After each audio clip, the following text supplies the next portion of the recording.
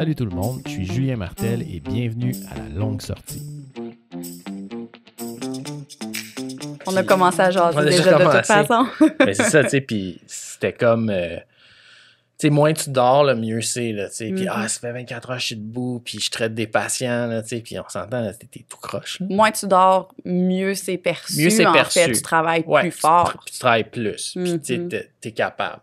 Puis ça, c'est comme... Ça a été la culture pendant toute ma résidence. Ouais. C'était comme, mais comment ça, tu fais pas la tournée en lendemain de garde? Tu fais 24 heures, t'es debout, tu restes pas pour la tournée des patients. T'es comme, ouais, OK, tu sais, fait que là, tu restes. Puis là, tu sais, c'est comme une culture qui s'entretient de même. Puis au final, tout le monde est brûlé, puis personne n'est bien, là. Non. Il y a cette culture-là en médecine, et là, chez les premiers répondants aussi, en entrepreneuriat, je l'entends souvent. Tu sais, je réponds à des mails à 3 heures du matin. Puis c'est difficile de changer cette perception-là, surtout dans un travail où on a besoin d'être présent. En médecine, il faut être sur place, il faut traiter. Plus on est là, mieux c'est. Mais après, la ligne est où, finalement? Ouais. Moi, je me rappelle faire des gardes aux soins intensifs pendant ma résidence, puis être tellement brûlée, là, tu sais. Puis là, à 4h30 du matin, là, c'est là que tu as comme le temps d'habitude d'aller dormir un peu. Ouais. Juste avant que la tournée, tu faisais comme une dernière tournée avant de faire la tournée du matin. Là, c'est comme juste s'assurer que tout le monde est correct. Puis là, tu sais, de me coucher. Puis là, être loin, là, tu sais, puis de tomber là, comme instantanément. Là, tu mets ta tête sur l'oreiller puis tu tombes mort. Puis là, d'avoir ton pagette, là, c'était comme des pagettes, là, tu sais, avec la maudite sonnette, là. Puis là, tu te réveilles, puis tu sais pas vraiment, tu sais, je me rappelle clairement là, de répondre au téléphone des fois, là, puis là, d'écouter ce que la personne me dit, là, ouais, il y a un patient, là, tu sais, là, on a ajusté ça, son débit cardiaque, c'est ça, puis là, tu veux-tu faire ci, puis là, d'intégrer ça dans un rêve, de me rendormir, puis là, de me réveiller en sursaut, puis de dire, j'ai-tu rêvé ça ou c'était vrai? Puis là, c'était vrai, puis là, tu te pointais au chevet du patient, tu sais, qui sont comme super critiques, là, des soins intensifs, là, c'est pas comme... tiens, un rhume, là. Fait que là, t'es comme au chevet. Tu sais, t'es comme un zombie. Puis là, tu sais, c'est ça qui garde le monde, tu sais, quand t'es... C'est fou, là. Puis c'est parce que dans la situation que tu parles, la pression du sommeil, qui est une des forces physiologiques qui vient un peu gouverner notre cycle éveil-sommeil, est extrêmement élevée parce qu'on est beaucoup d'heures sans dormir. Tu sais, moi, j'appelle ça le principe de l'élastique, mais c'est un élastique qu'on étire. Que l'élastique est bien étiré. Puis ce qu'on sait, c'est que plus c'est étiré, plus on prive quelqu'un de sommeil, plus quand il va dormir profondément. Tu sais, on entend beaucoup des gens, comment on peut faire pour augmenter le sommeil profond. Tout ça, moi, des fois, je dis se priver de sommeil. Fait que, tu sais, c'est pas vraiment ça qu'on veut faire. Donc, dans ton cas, tu dors super profondément. Puis là, quand tu te fais réveiller, tu as de l'inertie de sommeil, qui est un peu le phénomène quand les systèmes du cerveau switch finalement, là, de la conscience du sommeil à la conscience de l'éveil. Et là, on se sent gommé. Fait que ça me surprend pas du tout. Ah, c'est fou. J'ai hâte qu'on parle de ça. Ben, tu sais, on a déjà commencé, mais je suis vraiment content de t'avoir à la longue sortie. Grand plaisir. Merci pour l'invitation. Ça fait plaisir. Ça va être vraiment intéressant. Je pense que le sommeil, c'est une pierre angulaire de la santé en général. Je pense que les gens réalisent de plus en plus l'impact que ça a sur la vie en général, mais je pense qu'il y a encore une job à faire là, sur à quel point ça peut changer une qualité de vie chez les gens quand on a un sommeil qui est adéquat. Puis, c'est pas tout le monde, je pense, qui savent aussi c'est quoi un sommeil adéquat non plus. Effectivement. Puis, avant d'aller plus loin, si tu peux te présenter un peu, parler un peu de ton background, puis comment tu t'es ramassé à être une spécialiste dans tout ça? Certainement. Ben en fait, moi, je suis neuropsychologue de formation. J'ai étudié à l'Université de Montréal. J'ai fait mon bac là-bas. J'ai fait mon doctorat aussi là-bas. C'est drôle parce que quelques jours là, avant de venir ici, je suis fan du podcast. Déjà, j'ai écouté quelques épisodes, puis je suis tombée sur le premier épisode que tu as fait, je pense, avec un collègue et ami qui parlait un peu de son background de sportif, puis qu'après ça, il a comme transféré cette motivation-là dans les études. Ben, je me reconnaissais là-dedans. Là. Dans le fond, moi, j'ai fait de la nage synchronisée pendant des années. Au niveau compétitif, j'ai capoté, tripé sur le sport. J'ai tout l'esprit d'équipe, tout l'apprentissage qu'on a autour de ça. Puis, un peu pareillement, les rêves de pousser, de s'en aller aux Olympiques, tout ça, ça s'est pas réalisé pour moi. Puis, par la suite, ben, je me suis en allée en psychologie. Puis, j'ai un peu fait la même chose, transférer cette motivation-là, puis dire, OK, comme, on va étudier, on va apprendre cette chose-là, rentrer au doctorat. Et j'ai travaillé avec une chercheure qui s'appelle Julie Carrier, docteur Julie Carrier, qui était spécialisée en sommeil, en fait, qui était quelqu'un que je trouvais vraiment extraordinaire. Je voulais travailler avec elle. Fait que je suis rentrée dans le domaine du sommeil à ce moment-là. Je pense que je terminais mon baccalauréat à ce moment-là. Ça a été ma directrice de thèse. Pendant le doctorat, j'ai étudié beaucoup plus le sommeil au niveau fondamental, c'est-à-dire les différents stades de sommeil, dont le sommeil lent, par exemple, les différentes zones cérébrales, comment on peut optimiser le sommeil en vieillissant. On était dans le plus fondamental. Puis quand j'ai terminé, je me suis joint à une clinique de sommeil pour vraiment développer des programmes, mais beaucoup plus comportementaux, comme pour traiter l'insomnie, par exemple. Puis voilà, je suis ici aujourd'hui. J'ai vraiment beaucoup de questions. Ben allons-y, on a du temps. On a du temps, ça c'est cool. Puis ce qui est le fun aussi, c'est je pense le range des gens qui écoutent le podcast, il y a du monde qui s'intéresse à la santé, mais aussi des professionnels de la santé qui sont quand même assez... qui ont des bonnes bases, je te dirais. Fait que on peut aller très loin. Puis comme je dis d'habitude, on en perd au fil du podcast. C'est quand tu regardes, le monde écoute beaucoup, puis le moment donné, t'en as une couple qui résiste, qui reste jusqu'à la fin pour écouter les affaires plus compliquées. Mm-hmm. Fait que je pense avant de commencer, puis tu sais, de se lancer dans le sommeil en général, je pense que ça serait pas pire de juste revenir sur, c'est comme la base, c'est quoi dormir, les cycles, les stades, qu'est-ce que ça veut dire, tu sais, la bonne vieille genre physiologie 101 du sommeil. Oui, certainement. Puis en plus de tous ces gens-là qui nous écoutent, ben ça peut leur servir d'apprendre ces bases-là. Puis je dis toujours que d'être éduqué sur la physiologie du sommeil, ça nous permet de prendre des bonnes décisions. Après aussi, tu sais, par rapport à notre situation, parce que les gens vivent pas tous la même chose. Donc, à la base, là, le sommeil, c'est quelque chose de naturel, tu sais, qui arrive un peu en vague. Finalement, il y a vraiment des cycles qui se passent où est-ce que typiquement, l'humain est fait pour dormir la nuit puis pour être réveillé pendant le jour. On parlera des horaires atypiques tout à l'heure. Je pense que ça va être un sujet intéressant. Mais tout ça pour dire qu'il y a vraiment deux forces physiologiques qui gouvernent un peu ces cycles-là. On a les rythmes circadiens et on a l'aspect de la pression du sommeil ou d'homéostasie du sommeil. L'homéostasie du sommeil, moi, j'appelle ça le principe de l'élastique, c'est-à-dire que c'est un peu comme le principe de la faim. Quand on est longtemps sans manger, à un moment donné, on se met à avoir faim, puis quand on mange, on a moins faim. C'est un peu ça avec le sommeil. Plus on est longtemps réveillé, plus notre élastique s'étire, plus notre pression au sommeil s'intensifie, plus on a de chances après ça de s'endormir. Puis il y a vraiment des petites molécules dans notre cerveau qui s'accumulent au fur et à mesure que la journée avance, qui vont nous rendre éventuellement somnolents, puis va faire en sorte qu'on s'endorme. Et l'autre aspect des rythmes circadiens, donc des cycles biochimiques qui arrivent sur une période de 24 heures généralement. Fait qu'on a une petite structure dans l'hypothalamus de notre cerveau qui est notre horloge biologique. Finalement, ça s'appelle les noyaux suprachiasmatiques, puis ça gouverne plein de rythmes d'hormones, notre température interne corporelle aussi qui va fluctuer à travers 24 heures. Puis moi, je dis toujours qu'on a un petit cocktail qui nous aide à dormir la nuit, puis il y a un autre cocktail qui nous aide à être réveillés pendant la journée. Puis quand on entend des choses comme c'est bon d'avoir un horaire de sommeil régulier ou c'est bon de s'exposer à la lumière le matin puis de diminuer en soirée, on parle de ces rythmes circadiens-là parce qu'on veut les synchroniser. T'sais, on veut qu'il se passe un peu tout le temps la même chose parce que notre petite horloge biologique, elle va se synchroniser avec des indices extérieurs, elle va un peu devenir meilleure, si on veut, si elle peut se synchroniser. Donc, un indice lumineux, ça donne le signal au cerveau que c'est le temps d'être réveillé, c'est le temps de sécréter les hormones pour être conscient, présent, puis être capable de faire nos tâches pendant la journée, puis vice-versa aussi pendant la nuit.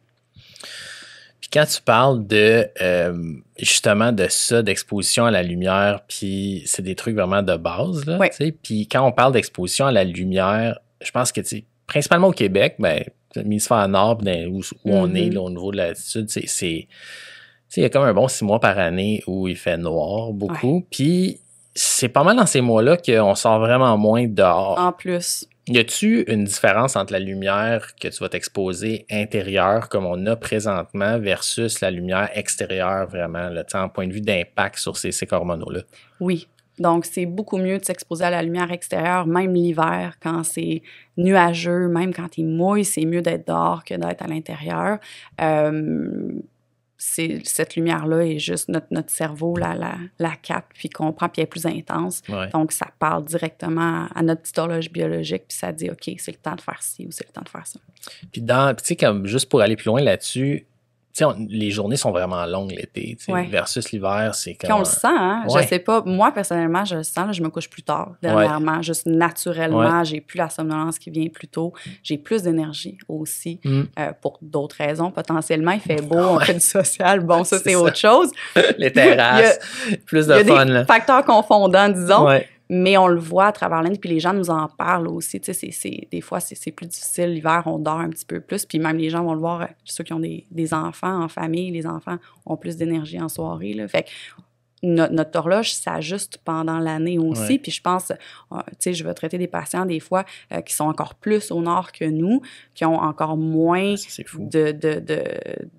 de soleil pendant l'hiver, puis ils en ont beaucoup, tu sais, qui peuvent avoir des 20, 22 heures, 24 heures de luminosité, tu sais. Donc, ça... Ça doit mêler quelqu'un, ça, là. Oui, ça a des impacts sur l'horloge biologique. Puis là, il faut comme prendre des manières autour pour comme compenser puis faire croire au cerveau qu'il fait noir ou qu'il fait clair, là. Écoute, ça, c'est clair que c'est mêlant, tu sais. En tout cas, moi, juste la différence entre l'hiver et l'été, grosse différence, point de vue énergie, fatigue globale, tu sais. Puis tout le monde, souvent, tu sais, moi, il va voir en clinique, ils sont comme « Aïe, je suis vraiment fatigué, je sais pas ce qui se passe avec moi, mais je suis comme... » On est tous un peu fatigués, là, l'hiver, tu sais. On manque un petit peu d'énergie. Un peu fatigué, un peu déprimé. On est tous un petit peu comme « tu sais, faut passer à travers. » Fait que ça, c'est une affaire qui est particulier. Puis quand tu parlais de pression de sommeil, t'as-tu des gens, des fois, qui sentent jamais cette pression de sommeil-là, tu sais? Oui. Beaucoup dans l'insomnie. Puis, tu sais, l'insomnie, c'est vouloir dormir puis pas être capable. On a de la misère à s'endormir, on a de la misère à rester endormi, on se réveille plusieurs fois par nuit, on peut se réveiller super tôt le matin, 3 heures du matin, on se réveille, on n'arrive pas à se rendormir. Puis ces gens-là, souvent, vont arriver en clinique, vont dire « Je suis extrêmement fatiguée, je ne ressens pas la somnolence. Je le sens pas. Je suis super fatiguée, là, mentalement, physiquement, puis je suis dans mon lit, puis j'ai les yeux grands ouverts, puis j'arrive pas à dormir. » Fait que oui, ça, c'est une des problématiques de l'insomnie qu'on peut travailler pour un peu reconnecter avec ces sensations-là. Tu sais, des fois, les gens pensent que pour traiter quelque chose, on a besoin d'ajouter. D'ajouter un médicament, ajouter un truc à faire, ajouter... Moi, je le vois un peu différemment dans le traitement du sommeil. Moi, j'essaie d'enlever des choses qui pourraient un peu contrer la vague normale, tu sais, du sommeil qui arrive puis qui repart. Je pense que, tu sais, le stress, ça peut complètement masquer cette affaire-là.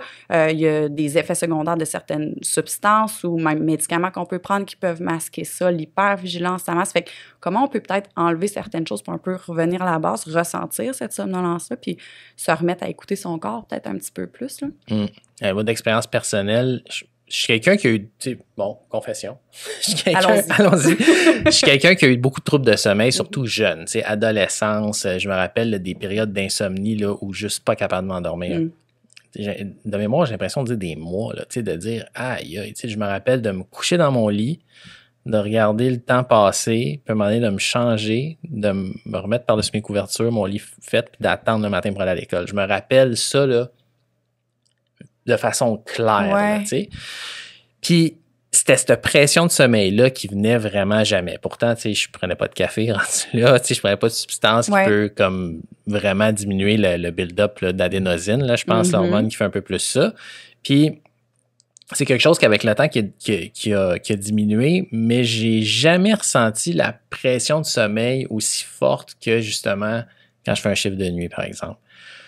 Si je pouvais retrouver ce feeling-là à tous les soirs, là, oh my God, ça serait comme complètement fou, là. Tu sais, de dire, hey, je fête pour rester réveillé. Ça arrive jamais, sauf vraiment là, quand justement la pression s'est accumulée. Puis y a-tu des variations physiologiques qu'il y en a juste que, tu sais, c'est comme on a une horloge, bon, il faut vivre là, sur le rythme d'une horloge de 24 heures. Y en a-tu chez qui c'est juste qu'il y a des espèces de chronotypes différents, tu sais, qui auraient tendance à tout le temps se coucher plus tard, se lever plus tard, ou tu sais, ça prend plus de temps avant d'avoir cette espèce de sensation de sommeil-là. C'est-tu vrai, ça, les espèces de je suis un oiseau de nuit ou un early bird, ou c'est-tu quelque chose qui existe vraiment? Oui, oui, il y a certaines tendances, puis il y a certains facteurs génétiques à ça. Je pourrais pas rentrer là-dedans dans les détails, sauf que il y a des gens naturellement qui vont avoir la tendance de se coucher plus tôt, se coucher plus tard. Puis si on a des ados qui nous écoutent ou parce que tu parles d'une situation qui t'est arrivée en ado, fait qu'on a, nous, notre propre chronotype qu'on appelle, mais ça change à travers la vie aussi, comme généralement. Tu sais, le sommeil change de toute façon tout le temps. Un bébé, ça dort aux 2 heures, puis ça se réveille. À un moment donné, ça consolide une période de sommeil la nuit. Mais l'ado, lui, là, typiquement, il y a vraiment un délai de phase. Chez la majorité des ados, ils se couchent super tard, ils s'endorment tard. Cette somnolence, ça arrive tard. Sauf que là, nous autres, on leur donne un beau gros challenge. On leur dit, lève-toi à 6 heures du matin parce que l'école, elle commence à 8h15. Donc, ils sont extrêmement privés de sommeil. Fait que, éventuellement, peut-être, ça les aide à se sentir endormis plus tôt parce qu'ils sont en privation de sommeil, mais je pense que ça aide pas bien des affaires. Donc, tu sais, ça peut créer ou engendrer, commencer des problèmes d'insomnie dans une période comme ça.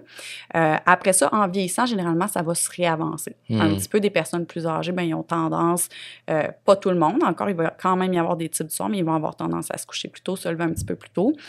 Puis, il y a des différences individuelles. Après, il y a des trucs pour des fois essayer d'aller un peu à l'encontre de ça, mais ça va peut-être être toujours un peu plus difficile de le faire. Mais je pense à des jeunes parents, par exemple, qui ont toujours été des types de soir, puis là, à un moment donné, ça se lève à 5 heures du matin, l'heure de lever, qu'il n'y a pas le choix à 5 heures du matin, éventuellement, ils vont être capables de se coucher plus tôt parce qu'ils sont en manque de sommeil. Ouais, ils vont le rattraper là, tranquillement, pas vite. Ouais. Très cool. Puis, revenons un petit peu comme à notre physiologie dans les phases. Peut-être faire le tour un peu, c'est quoi les phases de sommeil, genre un petit cours 101 là-dessus. Oui, en fait, on a comme deux grosses catégories de niveau de conscience quand on est endormi. Fait que oui, quand on est endormi, notre niveau de conscience est différent de l'éveil. Là, on se parle, on est conscient qu'on se parle, tout ça.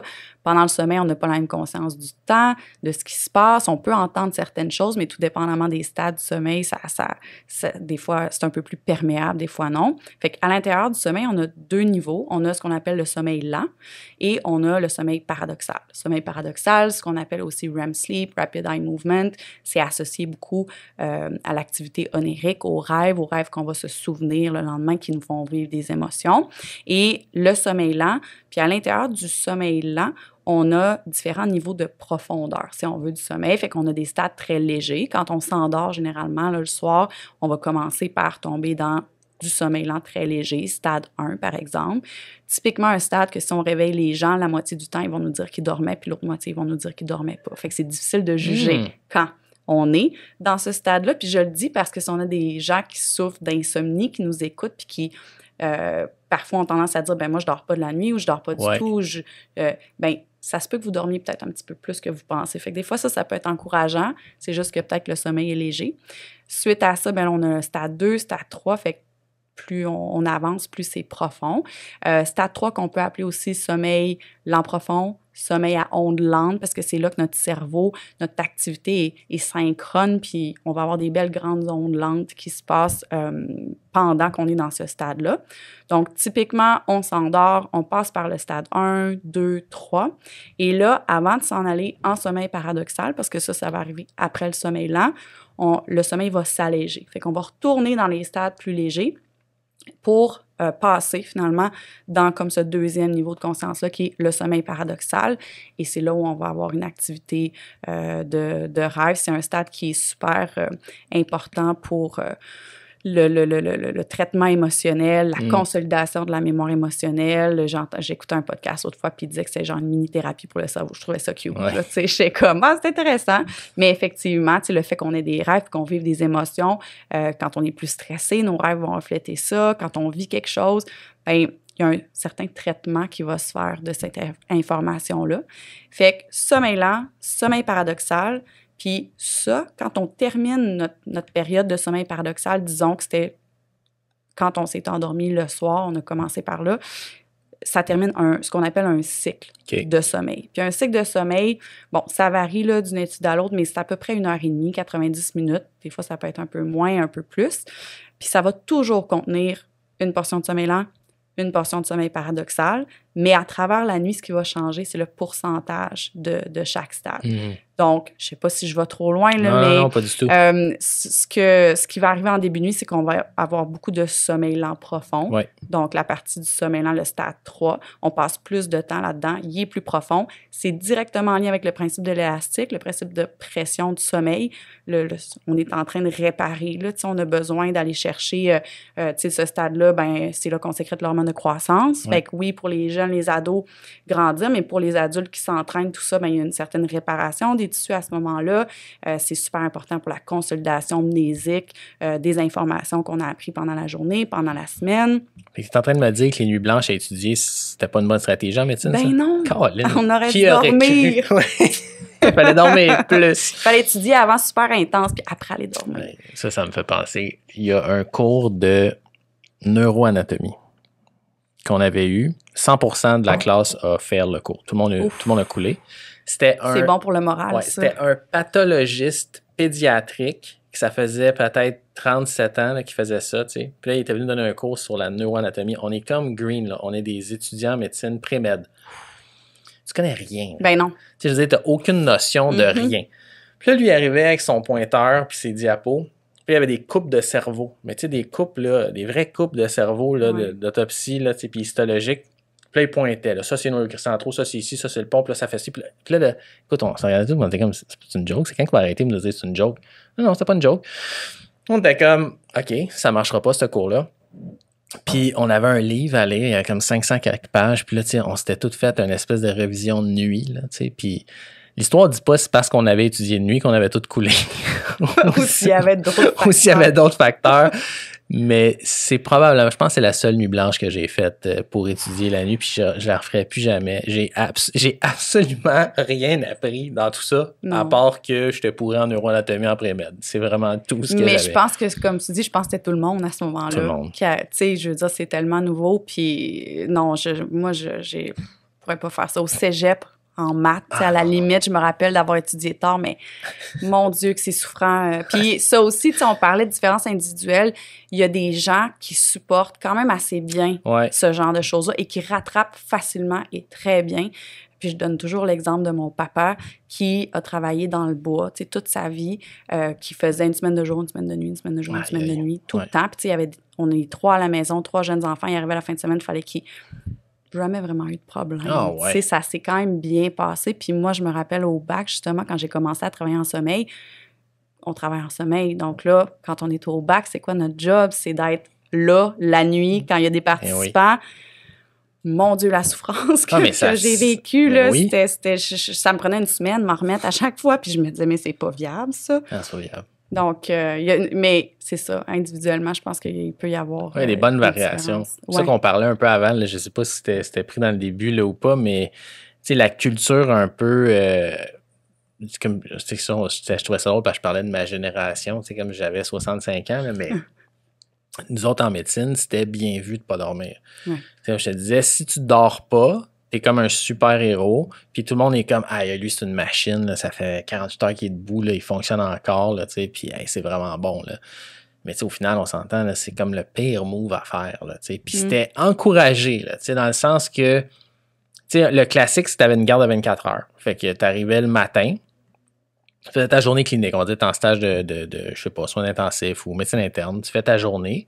Après ça, tu as une garde pour prendre des consultations en fin de journée de 5 à 8, 10. Puis après ça, tu tombes comme sur le chiffre de nuit, si on veut, où tu es disponible pour des appels. Il y a des stages pas si pire. Tu peux quand même dormir, c'est bien correct. Mais quand tu fais ton stage aux soins intensifs, oublie ça. Là, tu dors juste jamais. Là. Puis là, c'était comme... Tu faisais des tournées de patients pour les revoir. Puis là, arrivait le matin. Puis là, tu avais l'équipe de jour qui arrivait, son pimpant, puis les drills de questions. Mais qu'est-ce que tu as fait? Tu te rappelles brièvement, tu as l'impression que ça fait une semaine que tu es à l'hôpital. C'est sûr. Comme c'est arrivé hier, ça, ou hier? Ah non, hier, c'était tantôt. Tu t'es tout mêlé. C'est sûr. Puis là, après ça, c'est comme, là, tu restes pour la tournée du matin. Mais là, t'es comme, mais là, faut que j'aille me coucher, là, tu sais, parce que, genre, je retravaille, là, le lendemain. Ça va là. être mal vu, tu sais, c'est comme, ben, si je le fais pas, c'est parce que je suis pas motivée. C'est ça, t'es pas motivé, t'aimes pas vraiment ton stage, OK, non, mais tu sais, t'es sûr que la médecine, c'est pour toi, tu sais, fait que c'était ça, la culture de milieu. Est-ce que celle-là encore, j'aurais tendance à dire? Vraiment moins. Okay. En fait, ils ont aboli les gardes de 24 heures, ça existe plus. Intéressant. Fait que maintenant, ils font des mois de nuit. Fait qu'au moins, tu sais, c'est tout... appel. Oui, ben t'es à l'hôpital. Fait que tu es là de 8 à 8, mais au moins, c'est un mois structuré. Tu sais, que tu peux te permettre de switcher complètement là, et non de faire... Des fois, tu tombais sur un stress, nous autres, qui était épouvantable, sur une période de 7 jours. Tu sais, mettons, vraiment du dimanche au dimanche, tu peux avoir jusqu'à 3 gardes de 24 heures. Fait que tu fais un 24 heures, là, tu dors quand là-dedans? Écoute, c'était atroce, là. Mais la culture, c'était... Tu dors pas, tu fonctionnes, tu es capable, ça y va. Tu sais, alors que je sais pas combien de littérature qui dit que être en dérivation du sommeil, quand tu fais une activité, au niveau moteur puis cognitif, c'est comme être sous. Là, passer 20-21 heures, là, c'est dangereux, à la limite. Ouais, c'est ça. Puis là, en plus, tu ferais jamais ça pour un pilote d'avion. Là. Non. Ben là, en médecine, c'était comme correct. C'était comme, oh, ouais, vas-y, voir le patient, là, puis va le questionner. J'étais comme, aïe, ça n'a aucun sens. Ça me fait penser à plein d'affaires.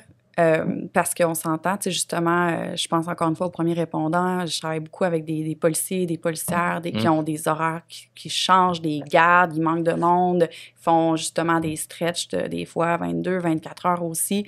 Il y a une certaine sélection naturelle qui se fait à un moment donné. Donc, je pense que pour certains travails, on n'a pas le choix à un moment donné. Tu sais, je pense qu'il y a probablement bien des petits dormeurs en médecine. Des gens qui ont besoin naturellement de 5, 6, 7 heures de sommeil, que c'est en masse. Moi, je sais, j'ai besoin à peu près de 9 heures de sommeil par nuit. Ça tend maintenant dans la trentaine à diminuer tranquillement. Là, avec 8, ça va. Mais tu sais, à 9 heures de sommeil par nuit, là, si je suis dans quelque chose comme la médecine, puis que, oh boy, tu sais, c'est pas pour rien que je suis neuropsy. Là, moi, je les voyais, les médecins, dans leur cours de neuroanatomie, quand j'arrivais comme à 7h30, ils étaient là depuis 2 heures, puis il y avait déjà, puis je me disais, oh, wow, j'ai trouvé tellement bon de faire ça. Fait qu'il y a une certaine sélection naturelle à la base. Après, il y a tout l'aspect de récupération. Ce que je trouve plate des fois dans ce type de travail-là, c'est qu'on ne laisse pas de place à la récupération. Fait que, tu sais, si on demande ça des gens, de travailler des très longues heures ou pendant un certain temps, des longs quarts de travail, bien, donnons-leur la chance après ça de récupérer pour qu'ils soient capables d'un peu tenir ce type de rythme-là.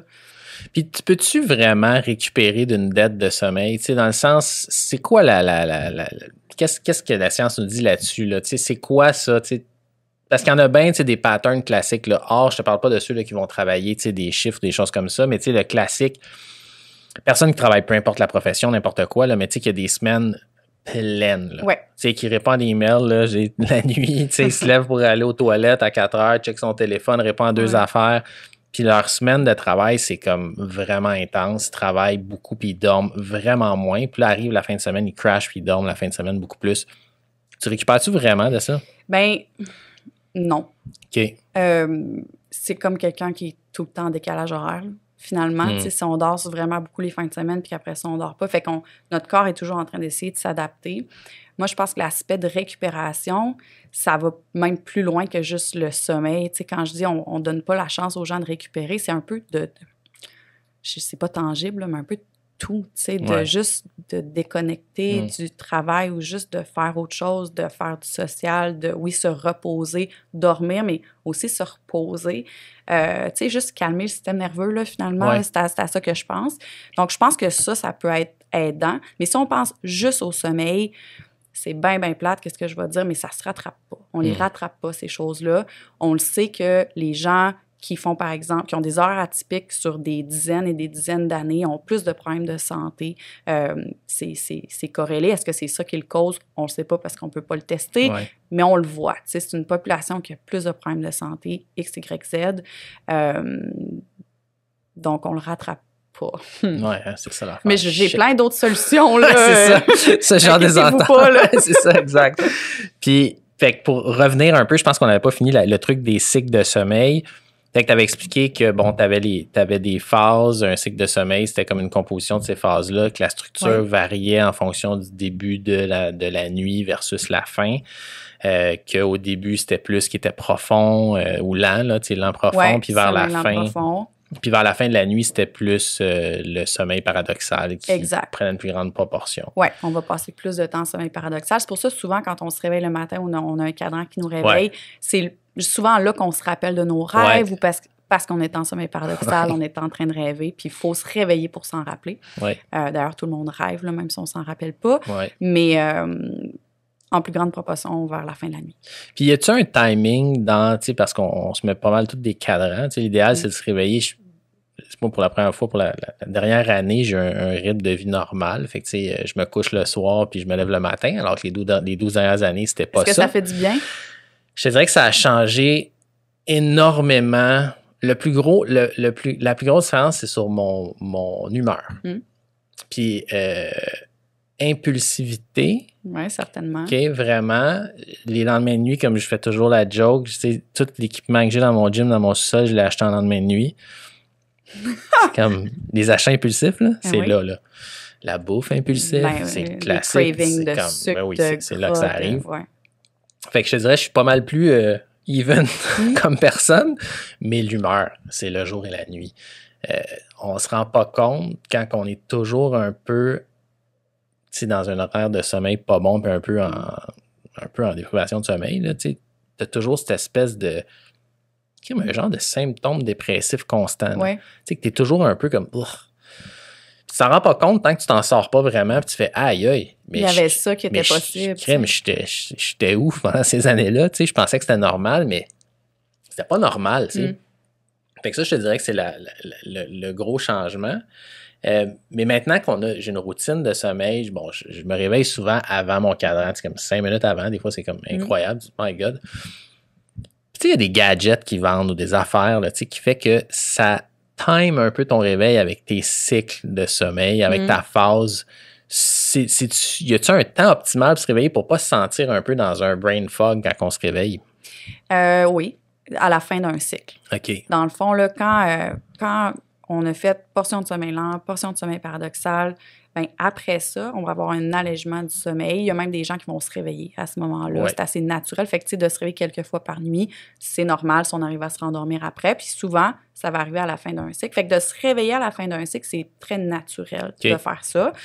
Après, les gadgets, il faut voir, est-ce que ça va nous faire perdre du sommeil en bout de ligne? Oui, c'est ça. C'est un peu ça. Est-ce que là, j'aime mieux me réveiller à la fin d'un cycle puis pas avoir ce 15 minutes-là où je suis gommée, mais perdre 25 minutes parce que là, où j'aime mieux, tu sais, passer à travers, oui, avoir de l'inertie de sommeil, mais après ça, généralement, ça part puis on arrive à se réveiller. Là. Fait qu'il y a beaucoup de cas par cas dans qu'est-ce qu'on va utiliser avec qui, tout dépendamment de ce que la personne a besoin.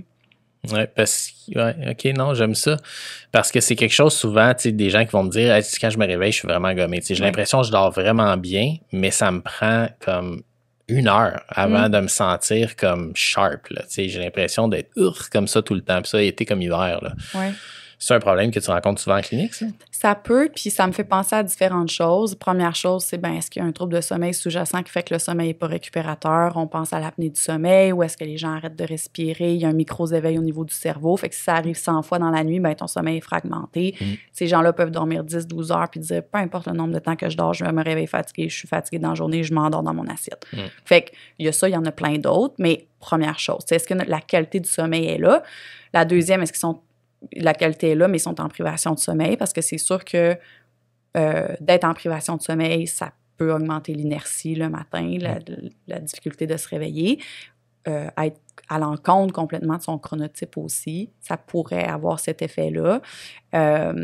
Puis rester dans son lit, toutes les lumières fermées, ça ne va pas aider non plus. Là. Fait que, tu sais, ça a l'air vraiment bizarre à dire, mais le meilleur remède pour ça, c'est d'ouvrir la toile, de se pitcher en bas du lit, de se faire violence finalement le matin quand le cadran sonne. C'est pas tout le temps facile, là, mais le plus possible, parce que plus on va se mettre en action, mais après, essayons de dire ça à quelqu'un justement qui a de la misère à se lever. Là, c'est un peu difficile. C'est comme, lève-toi.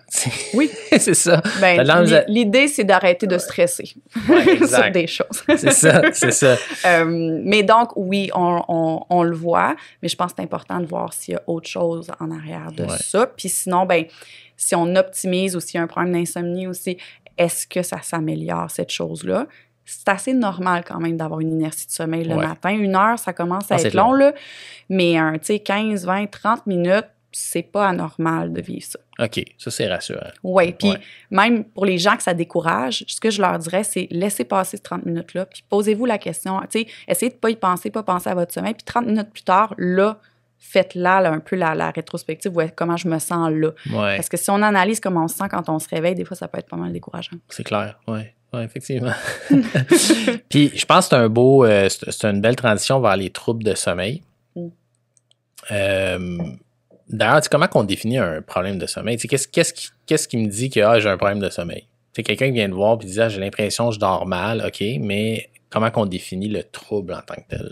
Bien, il y a des troubles de sommeil, il y en a tout plein. Puis là, moi, j'ai même des questions pour toi parce que j'ai l'impression, je sais pas si en médecine, tant que ça, il y a tant d'éducation par rapport à... Si t'es pas comme moi, là, tu es vraiment intéressé par l'optimisation de la santé puis qui veut vraiment se questionner là-dessus, t'as pas de formation sur le sommeil. C'est complètement fou, ça, de penser à ça. Nutrition, exercice, sommeil, habitude de vie, en gros. Ça fait pas partie, tu sais, la médecine, le curriculum, de moins en moins. Tu sais, je parlais à un cardiologue récemment, Paul Thériault, on a fait un podcast sur, justement, toute la prévention en cardiovasculaire. Oui. Puis c'est maintenant intégré dans le curriculum, justement, de parler de tout ça, mais de se donner des outils pour mieux conseiller les patients sur les habitudes de vie. Fait que je pense qu'il y a un shift qui se fait. Mais dans ma formation, tout ce qui est habitude de vie, à part fume pas puis bois pas trop, bouge puis mange bien, ça résume, je te dirais, le cours de médecine là-dessus. Puis, tu sais, il y a la portion habitude de vie, mais il y a la portion médicale de trouble, tu sais, parce que un trouble de sommeil sous-jacent, là, par exemple, quelqu'un qui fait de l'apnée ou quelqu'un, tu sais, qui a le syndrome des jambes sans repos, qui fait de la narcolepsie, donc, tu sais, qui tombe endormi puis qui a des symptômes. Puis, si on n'est pas un peu aiguisé pour reconnaître ça, ça m'est arrivé là, de voir des patients en clinique qui arrivent pour de l'insomnie, puis finalement, ils font de la cataplexie, puis ça se pourrait qu'il y ait... Fait qu'on, tu sais, on les retourne vers le médecin, mais ils vivent des dizaines et des dizaines d'années avec quelque chose comme ça à chercher le problème, tu sais. Fait que, Caroline, que j'aimerais ça qu'on ait les heures juste un peu plus ouvertes à connaître les troubles de sommeil, puis parce que c'est très détrimental pour la santé d'avoir ça. Donc, je ne sais même plus c'était quoi la question que tu m'as posée par rapport aux troubles, mais comment on les reconnaît? Comment tu définis dans le fond, juste la base, qu'est-ce qui dit, OK, ça, on considère ça comme étant un trouble de sommeil? Ben, il y a la définition de différents troubles. Ça se passe généralement pendant qu'on dort. Après, l'apnée du sommeil, c'est un trouble des voies respiratoires ou de l'obstruction des voies pendant le sommeil. Fait que, tu sais, il y a un peu des deux. Peut-être des indices, tu sais, pour les reconnaître, ou même les gens qui nous écoutent qui se disent est-ce que je dors assez? Est-ce que ça se pourrait? Quelqu'un qui est très somnolent pendant la journée, mais que c'est pas parce qu'il dort pas suffisamment ou que moi, je me dis, pas vraiment normal, tu sais, de somnoler, même si on est en train d'écouter un cours un peu plate, là, on devrait être capable de rester réveillé. Fait que si on somnole, c'est parce que soit il nous en manque ou soit notre sommeil est peut-être pas de bonne qualité. Fait qu'il y a des indices comme ça qu'on peut avoir. Il y a des facteurs de risque qui sont associés qui peuvent nous permettre des fois de reconnaître. Fait que, tu sais, on sait que, par exemple, l'apnée du sommeil, 80-85% des gens vont avoir l'apnée qu'on appelle obstructive, c'est-à-dire les centres respiratoires, ils respirent, mais l'air passe pas du tout ou pas assez. Puis ça, on sait qu'on en voit plus chez les hommes vieillissants, chez les gens qui font de l'embonpoint. Fait que, tu sais, des fois, on peut voir, si on a quelqu'un dans la clinique ou puis qui est en embonpoint, qui a de la somnolence pendant la journée, ça, c'est un indice. Puis il y a une grosse proportion de la population qui souffre d'apnée du sommeil. Il y a aussi une grosse proportion de la population qui souffre d'insomnie. Comment ça va se présenter, ça va être différent, là. Mais fait que déjà, ça, je me dis, OK, tu sais, si 50% de la population, j'en mets, mettons 30% de la population a un trouble de sommeil, puis j'exagère pas, ça veut dire qu'il faut connaître au moins les plus grands puis un peu les indices parce que ça va affecter après ça, comme on sait, plein d'autres aspects de notre santé physique puis mentale. C'est clair. Puis justement, tu sais, les impacts d'un manque de sommeil chronique sur la santé, tu sais, je pense que ça vaut la peine de faire un petit peu le tour de ça, là, tu sais. Souvent, les gens disent, tu sais, je me sens plus fatigué, j'ai le système immunitaire moins fort, mais au-delà de ça, là, tu sais, un manque de sommeil chronique qui s'étend sur une longue période de temps, quoi les impacts ça peut avoir sur la santé? Ça a des impacts sur la santé cardiovasculaire. C'est des facteurs de risque, en fait, le manque de sommeil pour ça. Puis même, j'ai pas le nom j'aimerais ça avoir une super bonne mémoire. Tu sais, il y a des gens qui sont capables de juste... Mais l'organisme... On les emmerde, ces gens-là, d'ailleurs. Aux États-Unis, puis qui ont nommé en 2023 les problèmes de sommeil comme étant un facteur de risque pour les maladies cardiovasculaires. Ça n'avait pas été fait encore. Fait que, tu sais, là, c'est là. tu sais, il y a des risques plus élevés de faire des AVC quand on souffre d'apnée du sommeil, par exemple. Puis d'ailleurs, les gens qui font des AVC ont plus de chances après ça de souffrir d'apnée du sommeil. Tu sais, il y a tellement de liens, on dirait que je pourrais en dire pendant... tu sais, il y a certaines études qui démontrent des liens avec certains types de cancers, avec le diabète, avec l'hypertension, avec des problèmes du système reproducteur chez, par exemple, des femmes qui ont eu des horaires de travail atypiques pendant des dizaines d'années. Donc, tu sais, niveau physique, c'est très, très présent. Puis, il y a même des études super intéressantes sur les rythmes circadiens puis la santé physique. Donc, le time, tu sais, quand je dis rythme circadien, oui, c'est le fait qu'on dort la nuit, qu'on est réveillé de jour, mais le timing de certains, tu sais, quand est-ce qu'on prend certains médicaments ou quand est-ce qu'on traite certaines choses le matin, le midi, le soir, tu sais, comme le corps ne réagit pas de la même manière. Fait que ça, c'est super intéressant aussi. Puis, ben, côté santé mentale, si on pense à dépression, anxiété, problèmes de dépendance, ben là, on est dans une genre de boucle où est-ce que, je dis toujours, peu importe si le problème de sommeil est arrivé avant ou après, on veut le traiter. Parce que c'est sûr qu'une fois qu'il est là, il peut exacerber le problème de dépression, le problème d'anxiété, ça peut créer des problèmes de dépendance parce que là, des fois, on essaie de trouver des solutions, puis là, ça amène autre chose. Fait qu'on a beaucoup plus de chances de souffrir de ces problèmes-là si on a un problème de sommeil. Et si, par exemple, on est en dépression, puis on traite la dépression, que ce soit avec de la médication et ou de la psychothérapie, puis qu'à la fin, ça va mieux, lumière va mieux, mais qu'on a encore un problème de sommeil, on a bien plus de chances de refaire un épisode dépressif, de retourner en arrêt de travail, de refaire un burn-out. Donc, pour moi, le sommeil, c'est comme probablement la chose peut-être la plus simple à adresser, à traiter, qui peut avoir tellement d'impact après ça sur plein d'affaires. Oui. Puis ça, je te dirais, c'est dans les dernières années là, que j'ai réalisé ça. Là, l'impact, comme je te dis, culturellement, dans mon milieu, c'était pas très prisé. Mais plus, juste par l'intérêt sur la prévention globale, l'impact du sommeil touche à tous les systèmes, littéralement tous les systèmes. Puis un mauvais sommeil, je vois beaucoup de gens, mettons, qui essaient de perdre du poids. Pour donner un exemple, si on s'entend, la sédentarité est omniprésent, la COVID a eu un impact majeur sur la santé des gens. Là, non pas dû à la COVID, mais dû à ce que ça l'a causé, là, de s'enfermer entre quatre murs là, pendant des années. Puis on voit les répercussions, là. Puis on est pris avec ça. Puis les gens ont développé plein de troubles, dont beaucoup ont été sédentaires pour gagner beaucoup de poids. Puis là, il y a qui disent, OK, je veux vraiment là, casser ça. Là, on en est ressorti, là, finalement. Là, qu'est-ce que je fais? Puis la première affaire que je regarde, c'est vraiment le sommeil chez ces gens-là. Parce qu'un mauvais sommeil, ça va pratiquement comme miner tous les efforts qu'ils vont essayer de faire pour perdre du poids. C'est comme... Puis c'est hallucinant. Ça, c'est pas une étude là, scientifique là, que je te donne. On parle cliniquement aussi, tu sais, comme... Mais cliniquement, c'est hallucinant le nombre de personnes qui ont un surpoids, qui ont un trouble de sommeil. C'est hallucinant. Là, puis comme on dit, on sait pas c'est quoi l'œuf ou la poule, puis ça s'entretient. Ça s'inter-influence, là, les deux. Mais Caroline, si tu pars pas ta journée avec une bonne nuit de sommeil, puis sans faire une psychose, puis devenir là, complètement, dire si ça y est, si ma whoop me dit que je suis dans le rouge, je vais passer une mauvaise journée, là, parce que maintenant, il y a l'autre extrême.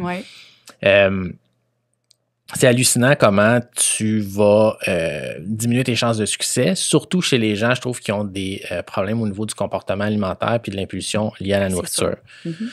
Puis c'est comme... Puis quand on explique un peu les mécanismes en arrière de ça, de pourquoi, tu sais, t'as le goût de manger littéralement de la scrap là, quand tu dors mal, les gens font comme, tabarouette, tu sais. Puis là, ils voient comment le sommeil peut avoir un impact. Ça, je pense que ça serait cool de revoir un petit peu, d'en parler, comment ça fonctionne sur les mécanismes, tu sais, cognitifs de... Comme je te disais, moi, je fais des achats impulsifs, tendance à manger n'importe quoi. Comment ça qu'on a des cravings quand on dort mal ou quand on a un stress ou comment ça marche? Oui, puis c'est drôle parce que tu parles de, par exemple, des patients que tu vas voir qui veulent perdre du poids, puis le sommeil va comme empêcher ou, dernièrement, je vois beaucoup des gens en arrêt de travail, par exemple, puis le sommeil va pas bien. Puis ces gens-là, là, même si tout le reste va mieux, là, ils ont traité tout le reste, là, mais si le problème de sommeil est encore là, hey, ça va être vraiment tough de retourner au travail. C'est comme demander à une voiture qui n'a pas de gaz de juste rouler. Tu sais, mais hey, elle est neuve, la voiture. Puis je l'ai faite, l'entretien, puis tout est là, mais crime, elle avance pas. Ben non, il n'y a pas de gaz dedans. Comme, puis cette population-là, puis ce qui est le fun, c'est qu'on arrive à avoir un impact après. Puis je suis sûre que tu as pu... Puis là, je vais retourner à ta question après, mais je suis sûre que tu as pu voir avec ces patients-là, si on traite le sommeil, s'ils dorment mieux, bien, Caroline, c'est comme un tremplin, là, c'est comme un levier, OK? C'est pas parfait. Puis je veux dire, même quand on traite l'insomnie ou avoir quelque chose de parfait, c'est pas ça qu'on vise nécessairement, sauf que ça va vraiment permettre après ça de propulser les autres choses. C'est la même chose avec le travail, le retour au travail. S'ils dorment mieux, aïe, aïe, après ça, il y a plein d'autres choses qu'on peut venir adresser. Fait que c'est ça dans plein de populations où est-ce que le sommeil va empêcher des fois de faire des trucs. Et pour revenir à ta question, au niveau cognitif, au niveau les impacts, puis les gens le vivent, là, souvent, si je donne des conférences où je vais demander aux gens comment vous vous sentez quand vous n'avez pas assez dormi. Puis là, tac, tac, tac, tac, tu sais, tout le monde le sait, on le vit, et là, on le sait que justement, on est plus irritable, on a des comportements plus impulsifs, on va répondre sec à quelqu'un dans la rue qui nous coupe, tu sais, je pense à la société, là, après COVID, justement, que les gens sont, en tout cas, moi, je remarque ça, là, peut-être plus stressés puis plus prônes à être pas fins. Clairement stressé. Puis je me dis, mon Dieu, il faudrait tous qu'on dorme un peu plus, tu sais, parce que là, la société, ça s'en va pas du bon bord. Mais bon, ça, c'est une autre affaire. J'ai ouvert 6 parenthèses, c'est mon genre. C'est correct. J'essaie de suivre. Donc, tu sais, il y a ces impacts-là au niveau de l'humeur, au niveau de comment on va se comporter, mais aussi au niveau attentionnel, au niveau, je vais chercher plus mes mots. Si j'ai plus de difficultés à être attentive, bien, je vais avoir plus de difficultés à retenir l'information. Si je dors moins bien, bien, tout le processus physiologique qui se passe pendant la nuit pour m'aider à consolider la mémoire, la gestion des émotions, la mémoire motrice aussi des choses. Je veux dire, ça se passe pendant le sommeil aussi. Mais tout ça se fait pas exactement correctement, puis ça a des impacts sur la qualité de l'éveil. Fait que, tu sais, quand on traite le sommeil, qu'on veut traiter l'insomnie, qu'on veut s'assurer que les gens dorment bien, oui, c'est pour qu'ils dorment bien puis qu'il y ait ça, mais c'est aussi pour la qualité de l'éveil. Ouais. Parce que notre sommeil, il est là pour qu'on puisse bien fonctionner pendant la journée. Donc, il y a un peu les deux aspects, finalement. Oui. C'est comme si le sommeil, une bonne nuit de sommeil te donne une longueur d'avance sur la journée puis sur justement ta capacité aussi à te gérer, là, toi-même. Ouais. Ouais, c'est vrai que ça fait ça. Mais moi, je te dis, là, c'était problématique. Là. Le manque de sommeil puis l'impulsivité des achats, c'était grave, je te dirais. C'était très grave. Puis la faim, on le sait, c'était grave. C'était très grave. Parlant à ma femme de ça, c'était très grave. Il y a la faim aussi. Tu parles des gens qui veulent perdre du poids, la régulation de la faim. Tu sais, c'est ça. Ça a des impacts directs sur le cerveau puis notre capacité à ressentir justement qu'on a assez mangé, mais aussi de nous donner des cravings, le corps est à la recherche d'énergie immédiate tout de suite parce qu'il est fatigué, il n'y en a pas. Fait que, je veux du sucre. Ah, c'est clair. Ouais. Puis c'est comme perçoit le stress comme étant, tu sais, ailleurs, j'ai pas de disponibilité de bouffe, là, ou quelque chose comme ça, tu sais, puis c'est comme faut en manger, là. Puis c'est hallucinant, je trouve, quand même, la puissance de corriger le sommeil sur ces comportements-là. C'est quand même assez impressionnant. Puis, tu sais, je pense à plein de cas là, en pensant à ça que j'ai eu, puis je suis comme, aïe, tu sais, c'est vrai que c'est le changement qui a le plus fait une différence, c'est le changement sur le sommeil. Ouais. Mais en conjonction avec d'autres choses, c'est sûr, c'est pas juste ça, mais quand tu as ça qui est réglé ou qui est vraiment mieux, c'est vraiment plus facile après, là. C'est quelque chose qu'on peut pas mettre de côté. Non. Tu sais, fait qu'il faut adresser le reste aussi parce qu'il y a plein d'autres choses qui peuvent se passer, mais je trouve que c'est un des éléments que tu peux pas laisser faire ça parce que ça va trop t'empêcher après ça. Puis je pense, tu sais, on parle de stress, justement, bien, la gestion du stress, là, le cerveau, le corps va pas gérer le cortisol, l'hormone de stress, de la même manière quand il est en privation de sommeil versus quand on a bien dormi. Fait que quelque chose qui nous stresse pas quand on dort bien peut très bien nous stresser quand on n'a pas bien dormi. Puis ça, c'est une boucle. C'est la même chose avec la douleur. Tu sais, si on dort pas assez, notre perception, puis il y a des études là-dessus, notre perception de douleur est plus élevée.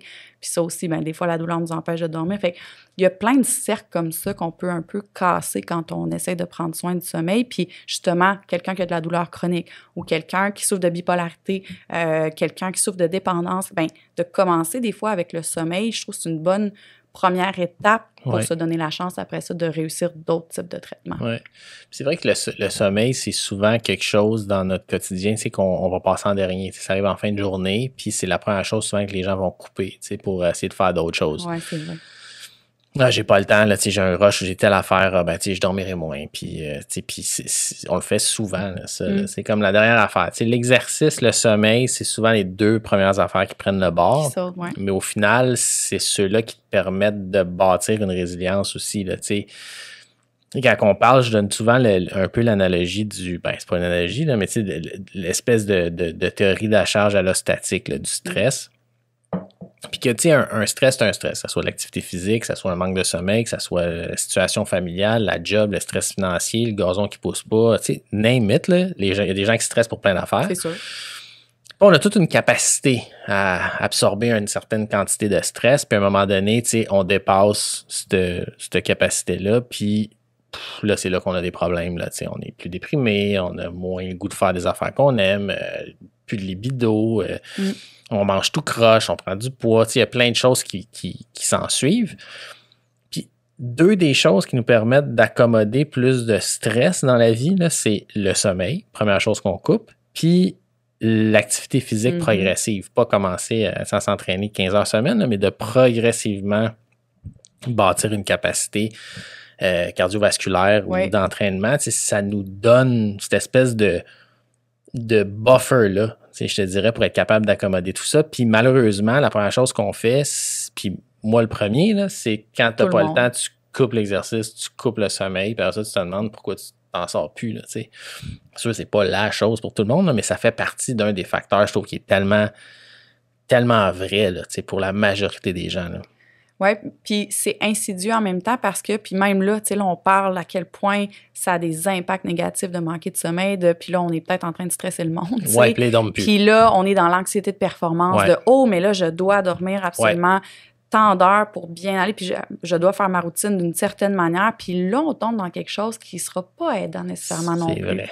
Donc, il y a vraiment, je trouve, il faut trouver un peu cet équilibre-là, surtout quand on traite des gens qui souffrent d'insomnie, par exemple, de « je veux que tu comprennes bien qu'est-ce qui se passe, puis toute la physiologie du sommeil, pourquoi tu te sens comme ça dans la journée, c'est quoi les impacts, mais j'ai aussi besoin qu'on se détache un peu du résultat, puis qu'on... » Fait que c'est vraiment un équilibre, des fois, qui est difficile peut-être à atteindre, parce que oui, il y a des choses qu'on peut faire. Oui, au niveau de l'hygiène de sommeil, on peut faire attention, on peut essayer de diminuer notre hypervigilance en soirée, essayer de relaxer, lâcher les écrans, mais il faut aussi se rappeler là, que notre corps, là, il est fait pour dormir. Ouais.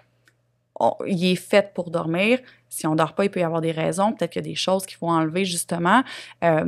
Mais on peut essayer de revenir à ça. Puis c'est pas une routine de sommeil parfaite ou un nombre d'heures parfait qui vont nous empêcher d'avoir X, Y, Z. Fait que j'essaie toujours, oui, de parler des impacts parce qu'il y a encore des gens qui ne le savent pas ou qui prennent ça pour acquis ou qui pensent qu'on s'en fout du sommeil, puis oui, je vais répondre à mes courriels à 3 heures la nuit, puis c'est normal. Moi, ça, je me dis, ben non, tu sais, je pense qu'on peut dormir un peu, là. Ouais. Ça va, mais aussi, c'est correct de faire du social, tu sais, puis de se coucher un peu plus tard le vendredi soir, ça fait du bien le social. Tu sais, il ne faut pas trop non plus devenir... Mais c'est vrai que la ligne est fine. Hein? Certainement. Entre obséder sur son sommeil, c'est vraiment important, c'est vraiment important. Puis là, se stresser parce que là, justement, là, tu sais, t'es parti souper, puis... c'est le fun, là, tu jases, puis là, tu bois un verre de vin, puis là, tu dis, oh non, ça va scraper mon sommeil, parce que j'ai plus d'alcool. Puis là, tu stresses de ça, puis au final, tu t'apprécies pas d'être là avec tes amis, puis tu dors encore plus mal parce que ça te stresse, mais c'est vrai que la ligne est vraiment mince, tu sais. Puis j'aime un peu ce que tu dis, tu sais, de dire que, ben, tu sais, faut pas non plus s'empêcher de vivre. Puis que oui, ça peut arriver des nuits de sommeil que tu manques pas. Tu sais, je pense que les nouveaux parents là, qui écoutent, ils vont dire ouais, effectivement, des nuits de sommeil qu'on manque, on en a souvent. Bon, puis tout le monde est vivant à la fin de la journée. Là. Mais que ça peut devenir, si on met trop d'emphase aussi, ça peut devenir anxiogène. Puis même empêcher les gens de créer d'autres troubles là, d'insomnie, là, même surajouter. T'en vois souvent du monde qui sont comme un peu d'anxiété de performance par rapport à leur sommeil. Tu sais, puis ça entretient un problème? Oui. Oui, on peut en voir. Puis des thérapies comme la thérapie cognitive comportementale de l'insomnie, pour traiter ça, des fois, ça peut exacerbé parce que c'est très, très... on a des outils, c'est très dirigé comme type de thérapie. Après, les bonnes personnes pour donner ça vont personnaliser puis vont s'adapter à qui ils ont devant eux. Fait que oui, ça peut arriver. Puis pour moi, il y a 2 choses par rapport à ça. C'est, pour pas trop entretenir ce discours-là, c'est que les gens aient les outils pour reconnaître quand, OK, ça va pas. Ça en est ça de l'insomnie. Ou je pense qu'il y a d'autres choses. J'ai mes jambes qui bougent tout le temps pendant la nuit, ça me réveille, ou j'ai des sensations bizarres, ou j'ai l'impression que je me réveille en toussant puis en reprenant mon air. Tu sais, il y a plein d'affaires comme ça. Fait que reconnaître qu'il y a peut-être un problème, parce que ça, on peut le traiter. Ça, pour moi, c'est vraiment important. Puis l'autre, c'est offrir des options. Puis c'est vraiment le fun parce qu'on parle plus de sommeil.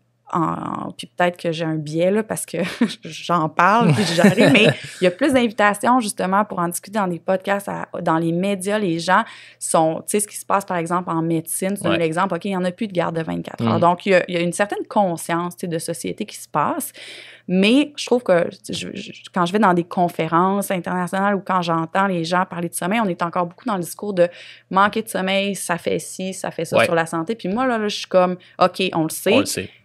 What are we gonna do about it? C'est la Montréalaise en moi fait du franglais, là, mais c'est quoi les solutions? Qu'est-ce qu'on peut offrir? Puis c'est parce qu'il y en a des solutions. Des fois, les gens les connaissent pas, tu sais, de la TCCI, thérapie cognitive comportementale de l'insomnie. Il y a plein de gens dans le domaine de la santé qui savent même pas que ça existe. C'est vrai. Les patients, les monsieur, madame, tout le monde connaissent pas ça. Tu sais, comment on règle un problème de sommeil? Ben, avec une pilule, avec des somnifères, avec...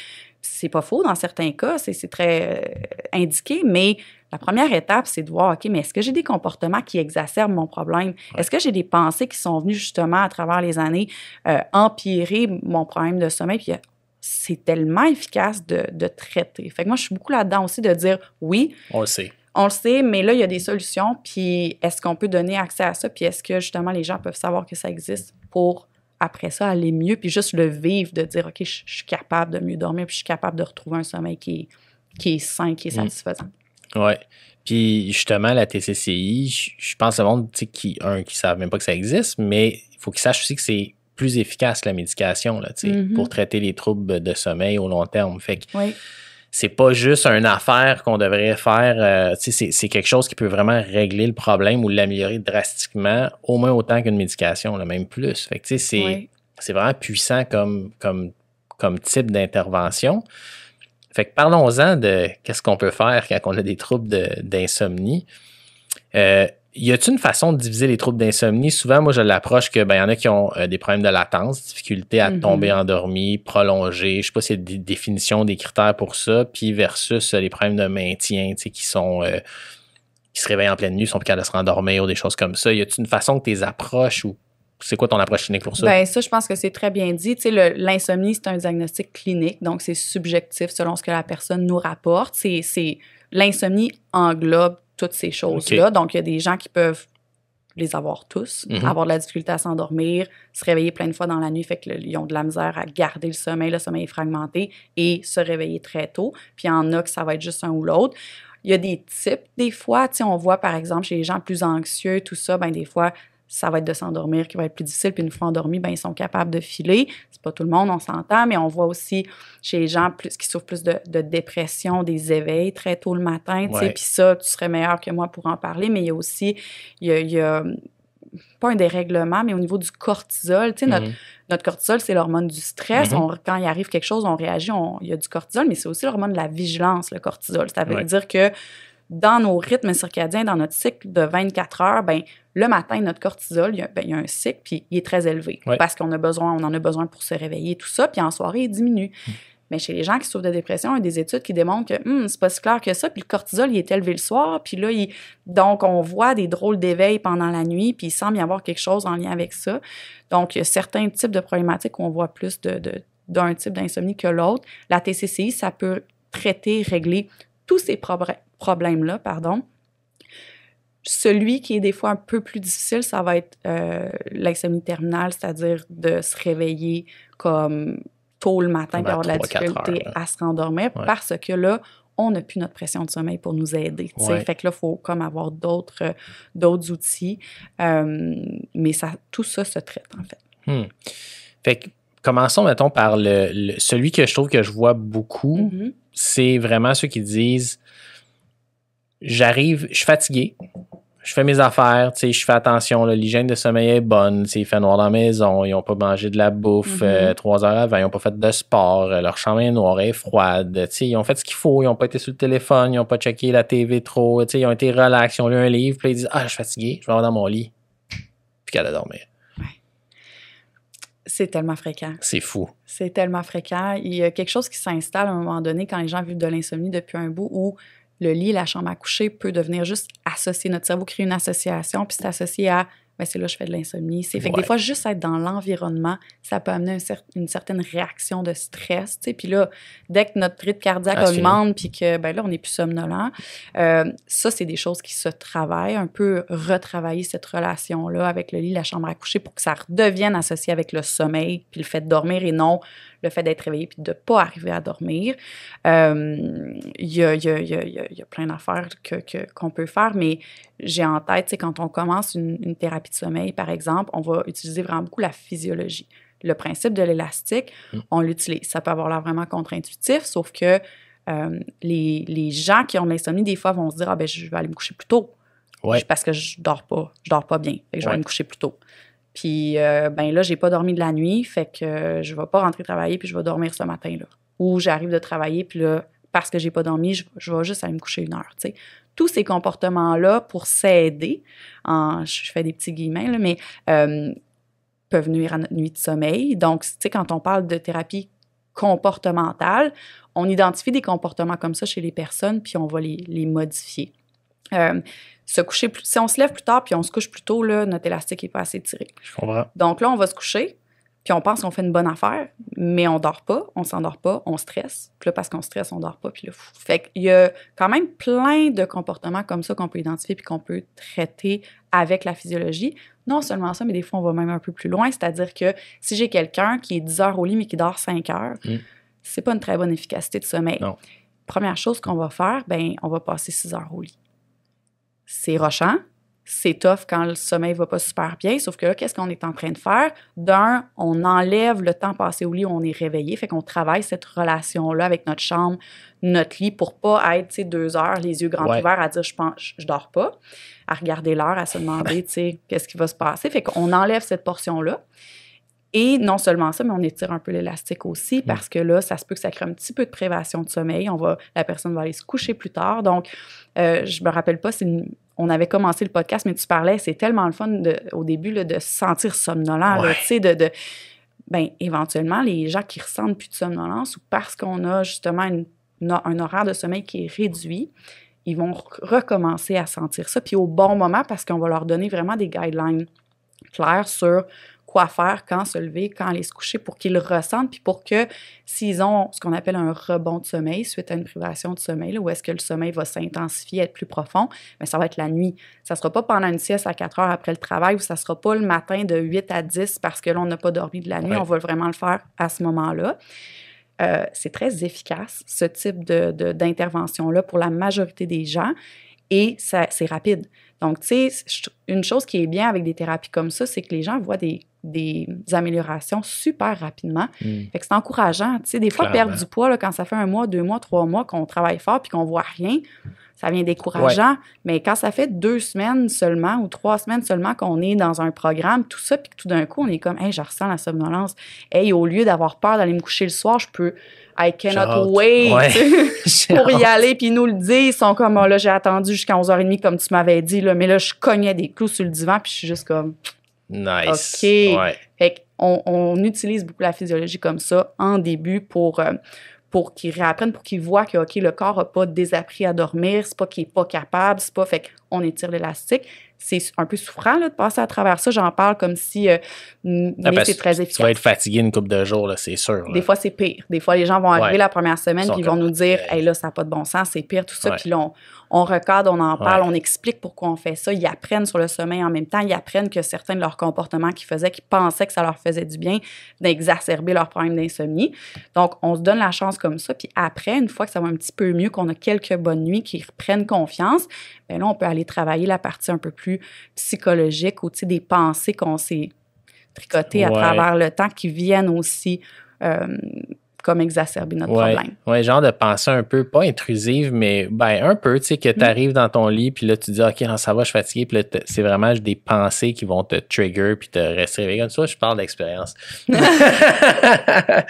qu'on va avoir une deuxième confession? Deuxième confession. Ben, tu sais, c'était vraiment ça. Moi, c'était le problème de tomber endormi par ces trucs-là. Tu sais, le lit qui devient anxiogène, de dire, ah non, tu sais, je vais encore me coucher dans mon lit, puis je suis pas capable de dormir, tu sais, puis c'est drôle parce que tout ce que tu as énuméré, là, c'est toutes des choses que j'avais essayé. Je vais me lever plus tard. Je vais faire une sieste le soir. Je vais essayer de commencer à me coucher plus tôt. On est en essai-erreur dans ces moments-là. On fait ce qu'on peut. Là. Qu'est-ce qui va marcher, qu'est-ce qui va pas marcher? Éventuellement, ça l'a beaucoup aidé, là, justement, de dire, tu te lèves à 6 heures, lève-toi à 6 heures, même si tu n'as pas vraiment dormi, là, tu sais, puis tu te sens pas bien, tu te lèves à 6 heures. Tu gardes ça correct, OK, parfait.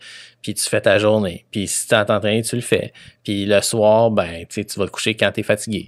Puis t'as pas dormi, tu te relèves à 6 heures, tu sais, puis de garder ça, puis éventuellement, tu retrouves, comme tu dis, cette espèce de sensation-là de dire, OK, là, je dors, là, tu sais, ouais. Puis ça, c'est vraiment contre-intuitif, parce que la plupart des gens font pas ça pantoute, là. Tu sais, ils font exactement ce que tu disais, là, tu sais. Puis c'est pas... Tu sais, puis ça fait du sens quand tu dis, je veux récupérer, puis je veux... Mais ce qu'on réalise pas, c'est qu'on nuit vraiment à, justement, cette pression de sommeil-là, comme tu dis, là, qui devrait arriver en fin de journée, puis que là, il arrive juste pas parce que quand tu as fait une sieste d'1 heure, c'est en plein milieu de la journée. Oui. Ça me fait penser à... Parce que je travaille beaucoup aussi avec des gens qui ont des horaires atypiques. Qui traitent l'insomnie chez ces gens-là. On a une belle grosse limite qui est l'horaire de travail. Il faut aller autour de ça parce que, la meilleure manière de le gérer, ça serait quoi? D'enlever ça. C'est pas possible. Donc, on est vraiment dans l'optimisation de tout ce qu'on peut autour pour aider.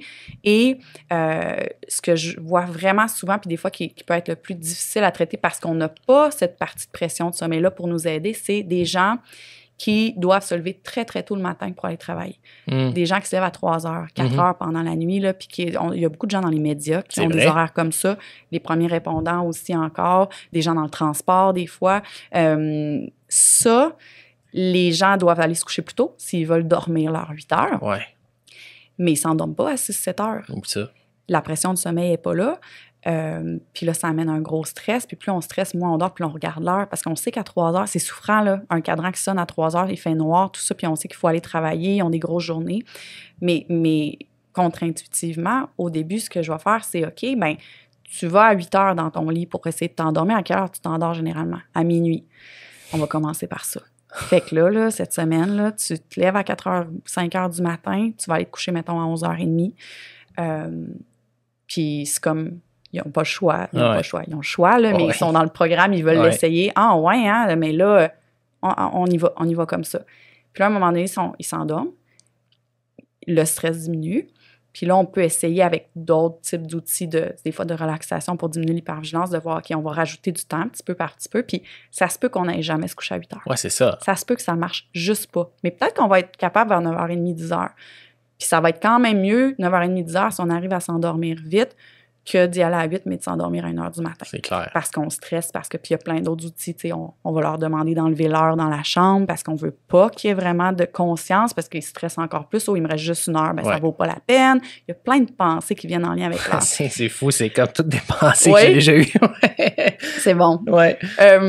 Fait que ça aussi, c'est une population qu'on peut aider, on peut leur donner. Puis je pense même aux nouvelles recrues, qui sont jeunes puis qui sont capables de dormir 12 heures d'affilée, mais que là, ils commencent à travailler avec justement des horaires atypiques. Ils n'ont aucune idée comment gérer ça. Aucune. Puis là, la vie sociale est super tough, le couple, c'est tough, tout est tough. Il y a des choses à faire pour ça. Des fois, juste certains principes tweaker, là, des petits trucs, ça peut faire en sorte qu'on améliore. C'est pas nécessairement parfait après parce que des horaires atypiques, c'est juste tough sur le corps. Ouais, c'est pas bon, là. Non, mais il y a des choses à faire quand même. OK. Ça, c'est très intéressant. Puis si on peut continuer dans les horaires atypiques un peu, puis tu sais, ça, encore une fois, on n'a aucune formation là-dessus. Quand tu es en médecine, tu sais que tu vas faire des chiffres et des gardes. C'est comment gérer ton hygiène de sommeil autour de ça, personne t'en parle. Ça aiderait tellement. Ah, c'est clair. C'est fou, des fois, je me dis, mon Dieu, mais... Oui, tu sais, c'est comme, hey, by the way, tu dormiras pas là, des nuits, mais voici comment tu devrais gérer ton sommeil. Ça, c'est des trucs qui aident. Zéro, là. Quoi ne pas faire pour empirer, au moins, là, tu sais. Puis ça, littéralement zéro. Tu sais, même pas un peu, même pas lis ça où il y a cet article-là. Non, on va nous donner un article qui va dire que ben regarde, là, tu sais, quand tu dors pas, là, ta performance est moins bonne, puis comme on disait, là, ça te stresse quasiment plus. Tu me dis, il faut que je reste réveillé ou je travaille de nuit, là, tu sais. Oui. Un service à assurer, là, tu sais, ça prend du monde de travailler la nuit. Fait que, parlons du chiffre de nuit, OK? Qui est, je pense, celui que tout le monde finit par avoir à faire là, quand il travaille des corps, puis qui est un peu celui qui chamboule le plus. Puis on reviendra à celui de soir, parce que classiquement, en tout cas, personnellement, celui de soir, je trouve que c'est le pire pour ta vie générale, là, tu sais, parce que tu te couches tard, tu vois pas personne, tu te lèves, l'autre personne est partie. Quand tu es en couple, ben, tu scrapes la nuit d'un, puis un scrape la nuit de l'autre. Fait que tout le monde est comme jamais satisfait de son sommeil. Non. Mais quand même, celui, je trouve, qui est le plus dur de s'en remettre, c'est le chiffre de nuit. En médecine, c'est particulier. On n'a pas de... En tout cas, ça dépend des milieux, mais mettons comme urgentologue, on n'a pas de séquence tellement logique, je te dirais. Okay. On va avoir des fois 1 ou 2 groupes de nuits par mois. Fait que tu peux faire 2 nuits, puis 6 jours de jour, un soir, puis 2 autres nuits. C'est très irrégulier. Puis sinon, tu vas avoir le plus classique, tu vas faire, mettons, 4 ou 5 nuits de suite. Après ça, tu as 2 journées. Après ça, tu retombes sur un chiffre un peu jour-soir, là, un petit peu n'importe comment. Comment on approche le passage d'un horaire de jour à de nuit de façon classique? Puis c'est quoi qu'on peut faire pour améliorer justement notre énergie là, quand on fait ces chiffres-là? Là? Exemple, on va dire que je travaille de nuit, on va dire, là, je commence à minuit ce soir. Là. C'est comment je devrais approcher ça. Je vais te dire ce que je faisais. Allons-y. Tu me diras qu'est-ce que tu en penses. Premièrement, quand j'ai commencé à travailler de nuit, j'étais beaucoup plus jeune. Là. Je sortais de médecine, j'avais quoi, je sais pas, 28 ans, on va dire. Puis j'étais très, très jeune à ce moment-là. Puis beaucoup plus facile m'en remettre. Beaucoup plus facile. Puis je te dirais que mon sommeil était moins fragmenté. La première chose que je trouvais, c'était la fragmentation de sommeil. Fait que ce que je faisais, je me disais, OK, je veux vraiment étirer l'élastique au maximum. Fait que, on va dire que je me serais levé à mon heure normale là, aujourd'hui. Puis j'aurais fait ma journée au complet. Puis je serais allé travailler de nuit pour la première sans faire de sieste ou quoi que ce soit avant. Là, quand je revenais chez nous, j'étais complètement défoncé. Là, ça me prenait tout là, pour me rendre jusqu'à ma chambre. Là. Puis là, je dormais quand même assez bien d'un coup. Puis après ça, tranquillement, pas vite, j'essayais d'embarquer dans le bain. Mais en faisant ça, naturellement, je passais comme au moins un 24 heures debout. Puis à la fin de mes nuits, ben la meilleure façon, moi, j'avais trouvé pour m'en remettre un petit peu de cette nuit-là, c'était de finir ma dernière nuit. Mettons, tu finis à 8-9 heures, tu arrives chez vous, petite sieste d'1 heure ou 2, puis je fais ma journée puis je me recouche le soir. Mais tu sais, quand tu regardes cette période-là de 16 jours, tu sais, t'as comme sauté 2 nuits, là, littéralement, là, tu sais. Ouais. Fait que là, quand tu fais ça 2 fois par mois, là, tu commences à manquer de sommeil pour vrai, là. Puis ça m'a servi pendant un temps, je te dirais, c'était comme correct, mais plus je vieillissais, plus le sommeil était fragmenté. Fait que là, j'allais me coucher, puis là, à 11 heures, je suis réveillé. Puis là, hors normal. Puis là, j'ai essayé plein d'affaires. Une moitié de nuit, séparée en 2, puis là, je dirais, dans les dernières années, j'étais comme, il n'y a rien qui marche. Ouais. Comment qu'on peut gérer ça? Y a-tu comme un genre de framework qui est comme un petit peu plus efficace ou qui peut aider là, les gens qui ont des corps de nuit comme ça? Là? Bien, je te dirais que ton premier, vraiment pas si mal. OK. Après, ce que tu décris, c'est typique de justement, on vieillit, notre sommeil change en vieillissant. C'est normal que le sommeil soit plus fragmenté, on dort un petit peu moins. Le sommeil moins profond aussi, juste en général. Puis là, ça peut amener certaines problématiques. J'arrive plus à dormir aussi longtemps de jour. Ouais. Ou je dors, mais je dors 1 heure, puis là, je réveille 1 heure, puis je dors 1 heure. Ouais. Donc, c'est trippant de travailler avec une population qui a des horaires atypiques parce que c'est très multidimensionnel. Ouais. Tu sais, il y a différentes étapes. Première chose, OK, bien, est-ce que notre environnement est propice? Ça a l'air niaiseux, mais c'est sûr que si j'ai plein de bruit pendant que je dors de jour, ce qui peut arriver, si c'est clair, si les enfants sont à la maison, donc, il y a tout un aspect d'environnement à gérer en premier, puis des fois, des conversations à avoir avec nos proches qui sont pas toujours faciles, tu sais, avec le conjoint, avec la conjointe, de OK, mais entre telle heure et telle heure, ou telle chose, mais ça, c'est pas possible puis de s'organiser ensemble pour être capable de dormir. La deuxième chose, des fois, il y a un peu d'essai-erreur aussi avec les patients. On va personnaliser vraiment beaucoup. Mais effectivement, de faire sa nuit comme ça, puis d'étirer, mais ça va faire en sorte généralement qu'à cause de la pression du sommeil, on va peut-être mieux dormir pendant la journée. On s'est un peu viré de bord. Un peu comme quand on voyage ou puis qu'on étire son élastique pour dire « Ah, faut que je l'étire, sinon j'arriverai pas à me réhabituer. » Après, la différence quand on voyage, c'est qu'on a la lumière qui nous aide. Exactement. Puis, dans le cas des horaires atypiques, c'est pas ça qui arrive. Donc, on peut faire à croire, on peut utiliser la lumière, justement, des lampes de luminothérapie en soirée, pendant la nuit, quand on travaille, versus l'obscurité, bloquer vraiment. Tu sais, c'est sûr que si on conduit après notre nuit de travail, puis qu'il y a du gros soleil, puis qu'on arrive dans la maison, puis on déjeune, puis il y a du gros soleil, on va essayer de bloquer ça, tu sais, d'utiliser la lumière un peu à l'encontre, faire croire au cerveau que ce serait la nuit, faire croire au cerveau que, justement, j'ai ma lampe de luminothérapie à 3 h du matin, puis je suis devant l'ordinateur, puis je travaille. Fait qu'il y a des outils comme ça qu'on peut mettre en place aussi. Moi, j'aime vraiment beaucoup une chose que, puis c'est ça, ça a comme été développé un peu organiquement dans ma clinique, là, avec les patients, mais des moments de repos, c'est-à-dire peut-être une chose que j'aurais changé par rapport à ton horaire du début, c'est oui, avant la première nuit, mais de quand même avoir un 2 heures avant la nuit où on se repose. C'est-à-dire, je vais me coucher dans mon lit, je ferme la lumière, je ferme mes yeux, mais c'est pas grave si je dors pas. OK. Pourquoi je dis ça? C'est parce que si je dis « faut aller dormir », là, ça met de la pression. Puis des fois, les gens s'endorment pas, puis là, ça stresse plus. Puis fait que c'est un moment de repos. Même les gens qui me disent « je suis pas capable de dormir, je suis pas capable de faire de sieste », éventuellement, ils arrivent, puis sont comme la majorité vont me dire « Hey, j'ai dormi un peu finalement. Hey, je suis capable de dormir 20 minutes. » Hey, fait que je garderai quand même un moment avant la nuit de travail. Pour, si on dort, tant mieux, on emmagasine un petit peu. Puis c'est montré aussi dans les études que de dormir, que ce soit une longue sieste là, avant une nuit de travail, bien, ça va aider même plusieurs heures après au niveau de la vigilance, par exemple. Fait que ça peut aider. Mais aussi parce que ce que je me rends compte, c'est que c'est pas très scientifique, mais ça apaise les gens de savoir qu'ils seront pas all-in tu sais, tout le temps, puis qu'ils vont avoir un vrai moment où ils peuvent juste fermer leurs yeux puis se reposer. Ça fait comme du bien d'avoir ça dans sa semaine. Fait que ça, c'est un aspect. Un autre que je dirais, c'est que pour les gens qui essaient vraiment de dormir leurs 6 heures, leurs 7 heures, leurs 8 heures de jour, puis que ça ne marche pas, ce que je voyais beaucoup comme pattern, c'est j'essaye, je reste au lit, là, tu sais, je me couche à 8-9 heures, puis là, je me réveille après un 3-4 heures, puis là, je reste 2-3 heures, ça marche pas. Là, je me lève à un moment donné. Tu sais, c'est pas efficace. Toute leur journée, ils sont passés à essayer de dormir. Fait que souvent, ce que je disais, c'est OK, bien, le premier stretch, il dure combien de temps? Il dure 4 heures. Bon, on fait ça, on se lève, on fait les trucs, tout ça, puis on réorganise notre heure, puis on va refaire une deuxième portion de sommeil dans ce moment de repos-là, qui va être une sieste, si on veut. Puis si on est capable de faire un 3 heures, on va faire un 3 heures. Après, il y a tout l'aspect... J'ai besoin de faire à souper pour les enfants.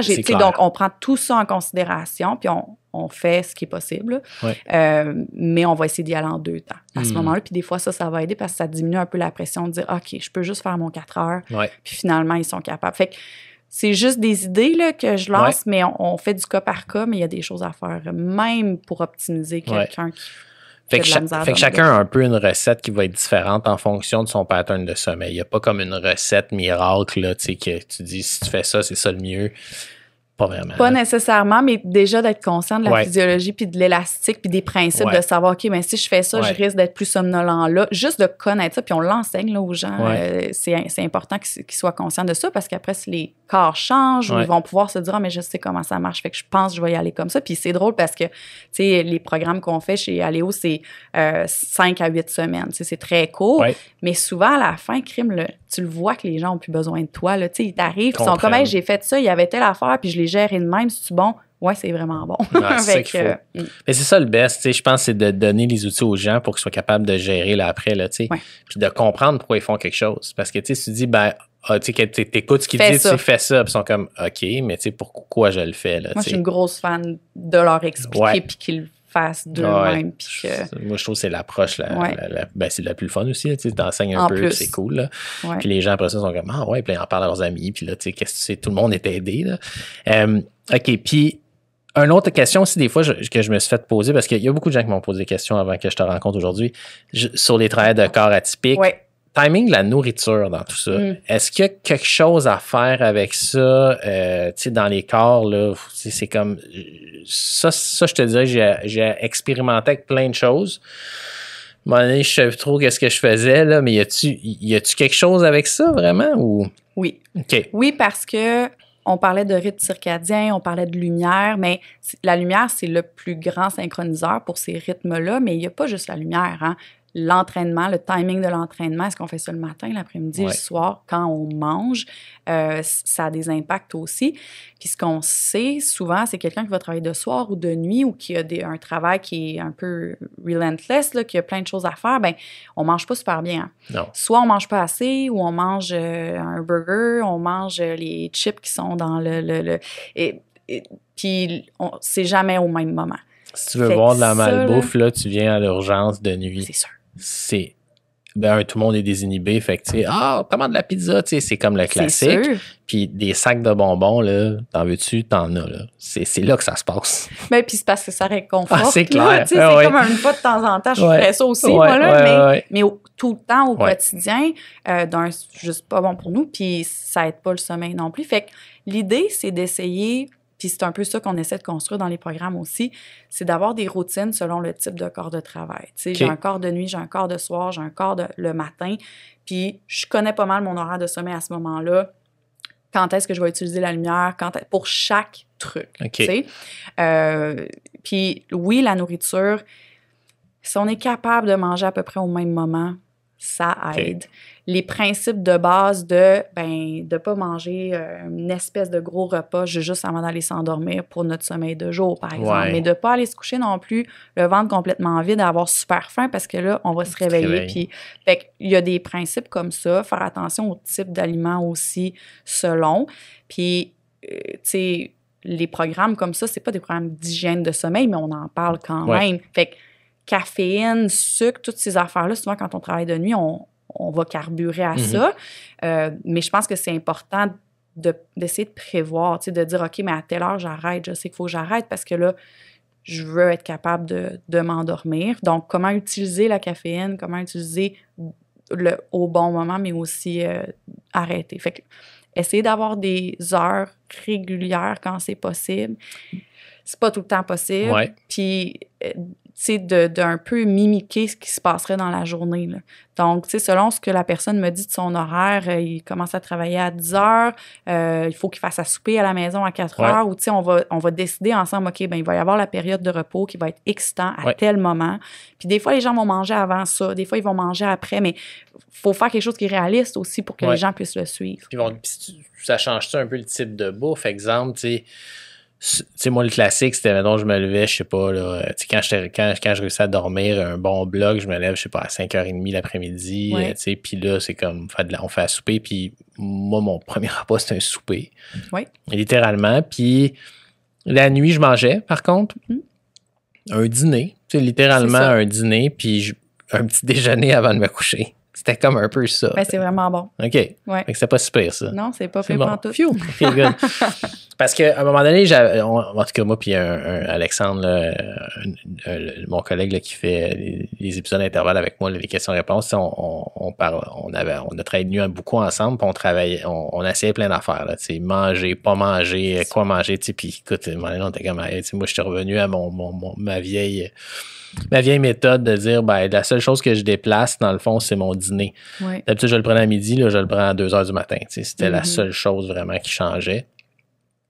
Puis au final, je pense que ça fonctionnait quand même pas super. Là. C'est un peu ça les principes. On essaie de faire croire qu'on est en action. Ça, là, exactement. Puis, tu sais, hormonalement, c'est fou pareil. Parce que là, tu te rends compte qu'on est vraiment fait pour dormir la nuit, là. Tu sais, t'as une hormone antidiurétique qui est sécrétée, tu sais, normalement, de nuit, mais tu sais, de jour, il n'y en a pas de ça. Puis cette hormone-là, ce qu'elle fait, c'est, pour ceux qui savent pas c'est quoi, là, ça t'empêche justement d'aller uriner parce que, tu sais, la nuit, tu dors, puis tu sais, tes reins sont comme juste, je réabsorbe mon eau, puis that's it. Mais quand t'es de nuit, puis tu dors de jour, tu l'as pas, cette affaire-là. Là. Fait que là, tu sais, des fois, on fait des affaires, tu sais, que finalement, on finit nos nuits complètement déshydratés parce que tu essaies de pas boire. zéro ou pratiquement pas à partir de 3 heures du matin, puis là, t'es complètement desséché, puis même à ça, tu te lèves pour aller aux toilettes, là. Puis là, t'es comme, sérieux, qu'est-ce Là, il y a de la lumière, parce que dans le couloir, c'est pas comme la chambre. Puis là, c'est comme quelque chose qui s'entretient, mais tu te rends compte que, biologiquement, hormonalement, là, on est vraiment fait pour être réveillé le jour puis dormir la nuit, là, tu sais. On est vraiment pas des animaux nocturnes, là. Zéro, là. Puis j'aurais une question pour toi. Dans ces nuits-là, le pire moment de somnolence ou qu'est-ce qui était le plus souffrant? À quelle heure, en fait, c'était le plus souffrant? Quand je travaille la nuit, moi, le dip, là, vraiment, que j'avais, là, c'est comme vers 5h30 du matin, là, tu sais, vers la fin de la nuit, puis c'est classiquement là qu'il y a comme quelqu'un qui arrive en détresse respiratoire, puis t'es à moitié mort, là. Puis après ça, c'était pas si pire, tu sais, mais c'était 5h, 5h30, là, écoute, moi, là, j'étais comme un zombie, là. Ben, puis c'est exactement la réponse que je souhaitais, fait que je suis très contente. Si tu m'avais dit minuit, j'aurais pas vraiment pu faire mon explication. Voilà. Mais vers ces heures-là, c'est là que notre température corporelle est la plus basse. Puis ça, c'est important. Dans notre tu sais, ça fluctue ça aussi sur une période de 24 heures. En soirée, ça se met à diminuer. C'est pas beaucoup, là. On parle d'à peu près 1 degré de diminution, mais ça se met à diminuer en soirée. C'est important dans le fait de dormir. Et au petit matin, c'est là qu'elle est la plus basse. Donc, ça crée de la somnolence. C'est là que la sécrétion de mélatonine est le plus élevée aussi au petit matin. Fait que tu as ton pic de mélatonine, la température corporelle qui est basse vers les entre 4 et 6 heures, admettons. Ouais. Et ça, c'est souffrant généralement. Donc, tu sais, des fois, c'est des informations comme ça aussi que les gens peuvent connaître, peuvent savoir, OK, je sais pourquoi il se passe ça, puis je sais que dans ces moments-là, il faut que j'essaie de marcher le plus possible. Tu sais, que je me mette en action ou pour certains travailleurs qui ont cette possibilité-là, des fois, de faire des courtes siestes aussi, tu sais, pendant la nuit. Autant en préparation d'une nuit de travail, on va faire une longue sieste, ce que je dirais pas de faire à une personne qui est insomniaque ou, tu sais, pendant la journée. Ouais. Autant pour aider la vigilance quand on travaille ou des courtes siestes de 15, 20, 25 minutes. Des fois, ça peut aider notre vigilance sans créer, parce qu'on ne veut pas que ça soit long, sans créer l'inertie de sommeil ou sans créer justement, si on doit être alerte puis si on doit être réveillé. Fait qu'on peut utiliser ça aussi. Il y a bien du monde qui ne peuvent juste pas se le permettre là, de dormir, mais il y en a que oui, des fois. Donc, ça peut être quelque chose qui peut nous aider un petit peu. Oui, non, c'est clair. Et c'est vrai, tu sais, le contexte est différent. Fait que les trucs qu'on fait quand on est un travailleur de corps, parce que il faut quand même être réveillé. Là, je veux dire, tu n'as pas le choix. Là, tu peux pas être à moitié là pendant ton corps. Il faut que tu sois là. Fait que ça fait du sens de faire une longue sieste avant de travailler, si tu peux. Puis malheureusement, nous autres, on n'avait pas vraiment le temps là, de faire une sieste, mais il y a des milieux que c'est plus propice. Là, où, je me rappelle dans le temps, nous autres, quand on travaillait d'avant, le CHUM était splitté sur 3 sites, là, Saint-Luc, Hôtel-Dieu, Notre-Dame. L'Hôtel-Dieu était particulièrement tranquille. Fait que, si tu avais une demi-heure, 45 minutes, ça pouvait se faire. Là, juste comme un petit poup, t'allais te coucher, tu te réveillais, puis t'étais comme, my God, t'es vraiment mieux. Là. Puis si c'est encouragé à la limite, des fois, la culture joue pour beaucoup aussi. Là, des fois, si on l'a, ce 30 minutes-là, puis si c'est possible, puis moi, je suis tellement pour ça, tu sais, quand dans les milieux où c'est possible, ou versus quelqu'un qui se dit, ah, ben, j'ai pas le droit, je peux, tu sais, ben non, je peux pas aller dormir 20 minutes pendant que je travaille. Ou, mais pour les travailleurs de corps, ça peut être, si on est capable d'avoir une culture qui permet l'auto-jugement un peu là, de ça, ben ça peut être aidant. Oui, puis je pense que dans les gens que j'ai côtoyés, les infirmiers, les infirmières, ça fait longtemps qu'ils travaillent, là, qui ont une longue expérience, des carrières de 25, 30 ans à travailler de nuit toujours, là.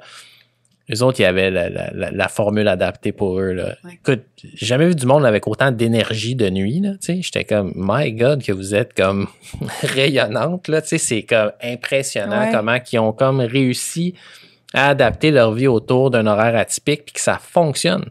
Genre, t'es pas fatigué, t'es pas... tout. Mais là, on revient au chronotype. On en a des gens typiques. Puis il y a aussi une sélection naturelle qui peut se faire à un moment donné, c'est-à-dire des gens qui travaillent bien de soir. Ou même de nuit, là, on en a des gens qui ont des délais de phase que eux, là, ce qui est naturel, c'est d'aller se coucher à 4-5 heures du matin. C'est bien plus difficile de les faire se lever. Donc, on en a aussi des gens comme ça dans des milieux de travail qui demandent des quarts de soir, des quarts de nuit. Puis pour eux, ben ça se fait quand même ça se fait bien. Il y en avait qui étaient tellement adaptés, là, je les enviais tellement. J'étais comme, my God, vous avez l'air en shape, vous autres temps. Ouais, j'arrive, je m'entraîne, je mange, je me couche. J'aurais pas été dans cette catégorie-là. J'aurais été avec ma doudou en train de shaker. Puis sinon, moi, je trouve le pire sur la vie sociale, la vie de couple, la vie en général, je trouve que c'est le chiffre de soir. Tu manques tu passes un peu à côté de tout, là. Tu n'es pas là pour le social le soir. Oui, tu es libre le jour, là. Tu peux aller faire l'épicerie puis il n'y a pas un chat. C'est le seul point positif. Ça, c'est quand même très cool. Il n'y a aucune file d'attente nulle part. Mais tu vois pas tes amis, tu vois pas vraiment conjoint, à moins qu'on soit sur un même timing, là, mais quelqu'un qui a un horaire typique puis versus quelqu'un qui travaille de soir, puis comme on dit, les deux développent un trouble de sommeil parce qu'un réveille l'autre puis aux deux extrêmes. Là, ça, c'est bon pour le couple. Vraiment. Qu'est-ce que tu fais avec ces gens-là? Ben, en fait, ce que tu nommes, il y a vraiment un gros aspect social, tu sais, au travail de corps puis en lien avec le sommeil, là. C'est-à-dire que des fois, il y a des discussions à avoir avec les conjointes, avec les enfants, puis ça, c'est beaucoup du cas par cas selon la réalité des gens. Mais c'est juste vrai ce que tu nommes. Tu sais, il y a des limites à ça qui sont... qu'on peut rien faire. Oui, c'est juste comme c'est là. Le aussi dit qu'on peut rien faire. On peut rien faire. Non, mais je comprends ce que tu veux dire. T'es un peu... il n'y a pas de recette miracle.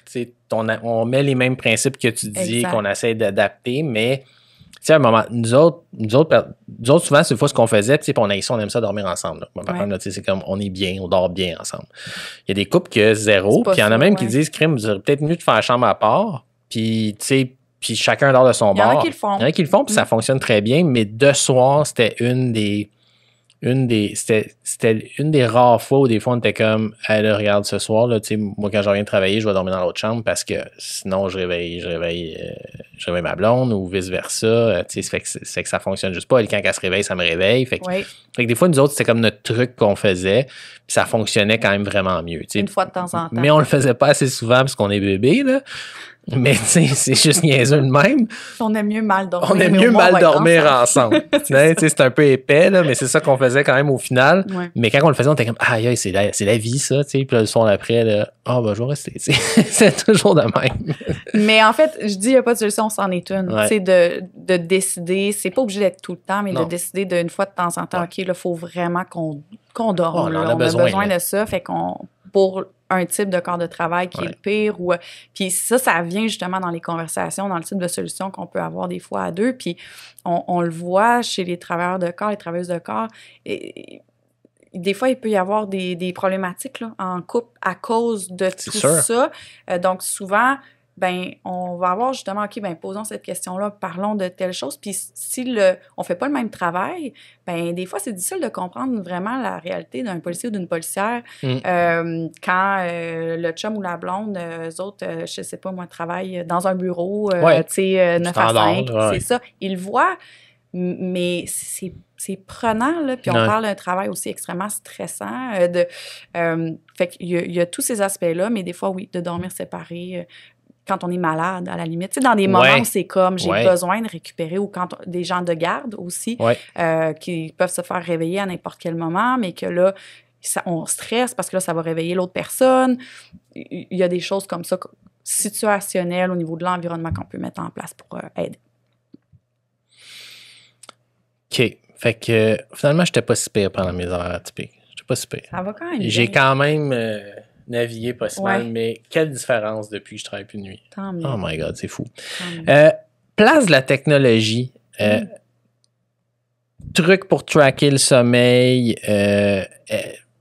Autre chose, c'est qu'on voit des fois là, qui font du white noise ou des choses comme ça. Est-ce que c'est des trucs qui peuvent aider? Y a-tu de la science derrière ça? Y a-tu des choses que tu recommandes des fois particulièrement? Tu dis, ça peut être une bonne idée, puis tout le monde devrait l'essayer. Oui. Et déjà, l'idée de tracker, moi, j'aime vraiment ça. Okay. Le meilleur outil, moi, ce que je trouve, c'est un agenda de sommeil. Là, où est-ce qu'on va noter certaines affaires. Puis des fois, juste ça, de l'avoir sur papier puis de regarder sa semaine, c'est suffisant, là, tu sais, puis tu vois des patterns, tu vois des choses. Les wearables, que ce soit une bague, que ce soit une montre, que ce soit... ça peut être intéressant aussi. Moi, souvent, ce que je vais dire, c'est est-ce que ça te stresse plus ou non? Ouais. Parce qu'il y en a que ça stresse plus, parce qu'ils les regardent, puis là, surtout que des fois, il y a certains conseils ou certaines données qui ne sont pas toujours exactes, nécessairement. On s'entend. Fait que, tu sais, première étape, c'est comment je me sens par rapport à mon sommeil. Si je me sens bien, mais que j'ai 20% ou 12% de, tu sais, on oublie ça, c'est suffisant, tu sais, je pense, de dire qu'on se sent bien par rapport à ça, du moins en lien avec l'insomnie. Mais ça peut quand même nous donner un peu une balise d'une fois à l'autre, ou, tu sais, on compare toujours les mêmes données avec nous-mêmes, nos nuits. Fait que ça peut être bon. Je fais souvent attention, il y a des fois un bon hype autour du sommeil lent profond. Justement, j'en parlais au début, de dire, est-ce que je peux l'augmenter? Est-ce que je peux... Puis moi, souvent, je vais dire, tu sais, faisons confiance un peu à notre cerveau. Il y a une succession des choses qui se passent. Puis si on veut augmenter notre sommeil en profond, ben on peut se priver de sommeil. C'est la meilleure manière. C'est ça que tu me disais, ouais. Fait qu'il faut pas trop... Je focuserai pas trop sur ce genre de choses-là. Parce que je trouve que c'est ce qui vient stresser des fois un peu plus. Puis c'est les choses sur lesquelles, des fois, on a le moins de contrôle de ce qui va arriver. Fait que c'est un peu comme... il y a une composante génétique, j'imagine aussi. Puis comme tu dis, ces trackers-là, je pense que, tu sais, j'avais revu un peu la littérature sur, tu sais, Apple Watch, la Whoop, la Oura, tu sais, qui sont comme un peu les standards, ou le matelas 8 Sleep, là, tu sais, qui traque aussi ton sommeil. Puis je pense que c'est quand même pas pire pour dire, t'as tombé endormi là, tu t'es réveillé là. Encore là. Puis encore là. Puis les phases... plus ou moins. Plus ou moins, tu sais. Fait que des fois, il y a des gens qui disent, je comprends pas, tu sais, j'ai juste comme 56 minutes de sommeil lent profond, tu sais, mon ami, il a 3 heures, tu sais, qu'est-ce que je fais avec ça? Je suis comme, ça se peut que ça soit vraiment pas ça, qui se passe ni un ni l'autre. Puis 2, effectivement, tu sais, à moins que ça soit une nouvelle affaire, tu sais, qui a changé, OK, tu sais, on va faire l'histoire puis voir un peu qu'est-ce qu'il y en est. Mais, effectivement, tu sais, je pense qu'il faut, ça s'optimise plus ou moins. Là, moi, j'ai pas de ligne de traitement tant que ça pour augmenter le sommeil lent profond. Fait que je vais avoir tendance à justement pas trop le regarder puis pas que les gens se comparent trop. Mais des fois, ce que j'aime de ça, c'est que ça peut aider à motiver la personne de dire, je le vois à quelle heure je me couche, je le vois à quelle heure je me lève, puis ça me motive à pas mal suivre toujours la même affaire. Ou tu sais, je le vois vraiment un peu comme un truc motivationnel ou pour nous pointer des fois certaines choses ou faire des corrélations de j'ai pris 4 verres, puis je le vois. Là, je me suis réveillée bien plein de fois. Pas pour shamer personne, mais juste pour être conscient que, OK, je le vois que mon sommeil n'est pas nécessairement meilleur. Puis même, certaines personnes vont se dire, moi, ça m'aide à m'endormir, par exemple, de prendre un verre de vin, 2 verres de vin. Oh, mais là, après, mon sommeil n'est pas super. Fait que ça peut permettre de faire réaliser certaines choses, je pense, d'aider à motiver. Puis je pense que pour les professionnels, ça peut être de la bonne information aussi de suivre. Tu sais, nous, on travaille beaucoup avec les agendas de sommeil. Ça ne veut pas dire qu'éventuellement, on ne pourra pas aussi inclure ça. Mais si ça stresse, tu sais, des fois, je vais dire à la personne de juste même l'enlever. Des fois aussi parce qu'on peut voir l'heure, tout dépendamment du type donc, on va juste l'enlever un petit peu, on va puis on va revenir au ressenti. Ouais, ça, je pense que c'est un bon message. Puis c'est ce que je vois aussi, tu sais, il y a 2 types de personnes. Il y a ceux qui aiment ça, qui sont comme, tu sais, ça m'a vraiment permis d'en apprendre sur mes comportements. Tu sais, j'ai mangé beaucoup, je me suis entraîné en soirée, j'ai pris de l'alcool, mais tu sais, c'est pas long que tu fais le tour, tu comprends, là, honnêtement, là, tu sais, c'est pas long que tu sais que quand tu bois tard, tu dors mal. Tu sais, c'est comme... Il y a des gens qui ne réalisent pas l'impact à quel point ça peut avoir. Ils sont comme, je savais pas que c'était si pire que ça. Fait que, surtout pour consommation d'alcool, des fois, le monde qui veut le modérer ou diminuer, ça peut être un outil. T'sais. Mais il y a l'autre personne qui est complètement stressée par ça. Tu sais, que c'est acheté ça, puis depuis ce temps-là, c'est 100 fois pire. Puis là, ils sont comme, je suis tout le temps dans le rouge, je veux tout le temps être dans le vert, mon readiness est pas assez haut, mon recovery est pas assez haut, puis là, c'est comme, ça marche pas, puis on est comme, c'est peut-être pas une bonne idée, là, finalement. Mais ça, c'est vrai. On en voit pas mal. Moi, personnellement, j'aime quand même avoir un tracker personnellement. Puis, chez les patients que je suis aussi, parce que j'aime ça, voir si on fait une intervention, ça change quelque chose. En autant que ça les stresse pas. Mais sinon, c'est quelque chose que j'encourage. C'est souvent, tous ces trackers-là, c'est un peu repoussé du revers de la main en disant, c'est pas fiable, c'est pas parfait. De moins en moins vrai. De moins en moins vrai. Je pense que c'est le message qu'il faut passer. Puis, en autant que tu compares une personne avec elle-même. C'est ça le message. Puis je trouve que moi, directionnellement, là, ça a vraiment bien du bon sens. Puis quand on essaye d'optimiser certaines choses ou d'améliorer la qualité ou la constance du sommeil, tu l'as, là. Tu le vois très bien sur le graphique. On essaie tout le temps ça va à la même heure, finalement, comme t'es pas là, fait qu'on va travailler un petit peu plus, c'est vraiment plus facile à suivre. Ben, l'agenda de sommeil aussi marche bien oui, pour ça. mais ça prend plus de temps. C'est sûr. Et la personne versus ramasser des données passivement, il y a des gens qui vont répondre pas mal plus à ça que faut que je prenne le temps, tu sais, de rentrer mes informations. Donc, ouais, j'adhère en ce sens-là aussi. Puis je pense que pour les professionnels de la santé, on a des mines d'or là, d'informations pour nous aider.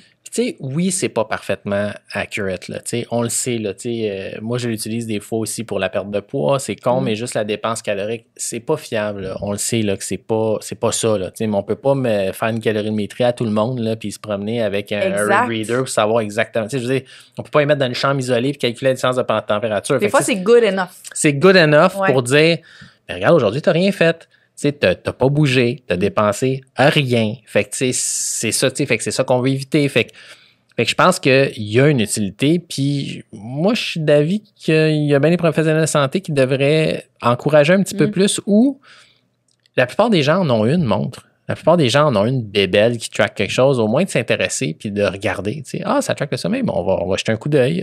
Tu sais, ça traque ton activité, bon, on va regarder c'est quoi ça a l'air. Puis au moins, c'est des données, comme tu dis, que t'as pas besoin de te casser la tête pour récupérer. Tu sais. Exact. Sont là. Mais en même temps, c'est une affaire que je me posais pour l'agenda de sommeil. Oui. Le fait justement de l'écrire, tu sais, de dire je me suis levé à telle heure, puis tu sais, peu importe là, ce que vous, d'ailleurs, qu'est-ce que vous mettez dans cet agenda de sommeil-là.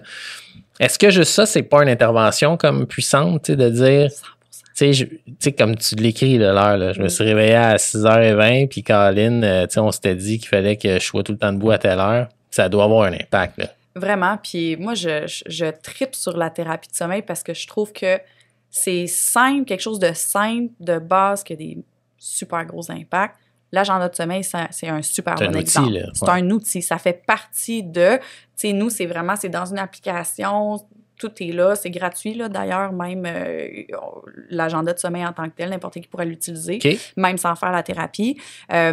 Puis on va demander justement à quelle heure tu t'es couché, quelle heure tu t'es levé, combien de temps ça a pris pour t'endormir, combien de fois tu penses t'être réveillé pendant la nuit. On va faire certains calculs aussi qu'on va leur montrer visuellement, l'efficacité de sommeil, par exemple. Donc, le temps dormi divisé par le temps au lit. Ouais. Si je suis 10 heures au lit, que je dors 5 heures, mon efficacité de sommeil est à 50%. Super. C'est pas super. Puis, on peut voir l'amélioration de ça. Ce qu'on veut, c'est augmenter cette efficacité de sommeil-là aussi. Trouver, moi, j'appelle ça tout le temps le sweet spot. Là. Mais combien de temps j'ai besoin d'être au lit pour dormir suffisamment, mais pas être là trop longtemps non plus, qu'à un moment donné, mon corps a juste plus besoin. Puis là, c'est comme de l'insomnie parce que je dors pas. Puis on fait de l'essai-erreur par rapport à ça. Mais l'agenda est un outil pour la personne aussi de prendre 5 minutes. Je pense à ma nuit, après je passe à autre chose aussi. C'est mon ressenti. Des fois, on peut voir un peu d'anxiété de performance en lien avec ça, mais l'idée, c'est parce qu'on leur demande d'enlever l'heure de la chambre complètement, de jamais la regarder. D'ailleurs, quelque chose que je fais depuis que je suis au bac, que j'ai appris ça, j'ai jamais remis l'heure dans ma chambre, ever. Je trouve ça incroyable. Ça permet de se détacher complètement. Fait qu'allez-y à peu près, tu sais. Fait qu'on arrive à avoir ça, puis les gens vont les remplir, puis on va être capable de voir l'amélioration au fur et à mesure qu'on avance, tu sais, puis c'est le fun vraiment de voir que, OK, ça me prenait 1h30 m'endormir, j'ai coupé ça de moitié en 3 semaines, puis mon efficacité de sommeil, j'avais une moyenne de 65%, puis là, j'étais à 83%. Pas pire. C'est tellement cool de voir des changements. Fait que c'est pour ça que je trouve qu'il y a quand même une certaine puissance de cumuler des données. Là, juste l'outil, je suis vraiment d'accord. Vraiment. Bon, est-ce qu'il y avait d'autres choses qu'on voulait parler? Je regarde notre petit plan qu'on s'était fait. On en a... Je pense qu'on a fait le tour. Pas pire. On est solide. Pas pire. Ouais, quand même. Moi, ça a été vraiment instructif. Un peu de thérapie personnelle. J'ai pris des notes mentales. Oui, c'est bon. Je vais essayer d'autres choses aussi quand je vais avoir des problèmes de sommeil qui vont sûrement revenir. Puis ça, c'est une affaire aussi, tu sais. Je pense que les gens qui ont des troubles d'insomnie, faut s'attendre à ce que tout le monde a des mauvaises nuits, là. 100%. Puis on a tous des préoccupations, puis des moments de stress un petit peu plus, puis ça se peut qu'on dorme pas bien une semaine, que ça soit pas parfait, mais tu sais, faut pas capoter avec ça aussi, là. Ça, c'est la même affaire, tu sais, quand des gens qui veulent perdre du poids, tu sais, qui se pèsent à tous les jours, puis qui regardent micro, qu'est-ce qui se passe, mais je suis comme, non, mais regarde dans ces derniers mois, là, tu sais, le trend est bon. Fait que, tu sais, je pense que c'est de juste comme directionnellement, là, c'est quoi les interventions qu'on a faites, puis de se ramener à ça, parce que des fois, on focus un peu trop. Là. Mm-hmm. Puis ça aussi, je pense que tu avais touché un point que j'aimais vraiment, là, de dire il faut se permettre de faire du social, puis de sortir, puis de dormir moins, puis Caroline, ça fait partie de la vie, là, à un moment donné. Là. Et ça, c'est un autre point, je pense, que les gens vont entendre, puis qui vont dire ah ouais, dans le fond, on capote un peu. Il ne faut pas trop capoter non plus avec ça. Mais super belle discussion. Merci beaucoup d'avoir accepté de venir me parler. C'était un plaisir. C'était super. On peut refaire ça. J'ai hâte de voir s'il y a des questions. Souvent, ça parle aux gens, le sommeil, ils ont des questions. Donc, merci pour l'invitation. Puis, toujours un plaisir de venir parler de ça. Super. Puis, si on veut te rejoindre, te trouver, t'avoir comme neuropsy, c'est via la clinique Aléo? Exactement. Okay. Donc, c'est aleoclinique.com. C'est une clinique de sommeil, des soins virtuels. Donc, tout se passe en ligne, mais avec des thérapeutes qui sont des psychologues, des psychothérapeutes qui connaissent bien, qui sont formés à la thérapie cognitive comportementale de l'insomnie. Puis, ben, ça marche bien. C'est vrai que ça marche. C'est fun puis je vois des patients une journée par semaine, là, puis je fais autre chose à travers ça, mais de voir les gens passer à travers ça, puis la majorité des gens améliorer, puis après ça, se dire, on dirait que je retrouve ma lueur d'espoir, ou tu sais, on dirait qu'il y a tellement de belles choses qui se passent que c'est super motivant. Merci. Merci. Le contenu fourni dans ce podcast est uniquement à des fins éducatives. Il n'est pas destiné à remplacer un avis médical professionnel, un diagnostic ou un traitement. Consultez toujours votre médecin ou un professionnel de la santé qualifié pour toute question concernant une condition médicale. Ne négligez jamais un avis médical professionnel ou ne tardez pas à le rechercher en raison de quelque chose que vous avez entendu durant un épisode. Aucune relation médecin-patient n'est établie en écoutant ce podcast. Les informations, points de vue et opinions exprimés pendant les épisodes sont ceux des individus impliqués et ne reflètent pas nécessairement les lignes directrices en place. Le contenu des épisodes ne doit être utilisé en aucune circonstance à des fins légales, y compris, mais sans s'y limiter, à l'établissement d'une norme de soins au sens légal ou comme base pour un témoignage d'expert. Aucune garantie n'est donnée quant à l'exactitude des déclarations ou d'opinions exprimées dans ce podcast. Tout le contenu du site web julienmd.com ainsi que le podcast est dédié à améliorer la qualité de vie des gens en fournissant du contenu scientifique, accessible et concret. Il est essentiel pour moi de fournir le tout sans dépendre de publicité ou placement de produits pour des raisons évidentes de conflit d'intérêts. Notre travail est entièrement possible grâce à nos membres. En retour, on leur offre du contenu exclusif et des avantages supplémentaires qui dépassent largement ce qui est disponible gratuitement. Pour nous supporter, allez au julienmd.com dans la section « Devenir membre » où vous trouverez aussi tous les avantages liés à l'adhésion. Vous pouvez me trouver sur Instagram et YouTube @JulienMartelMD.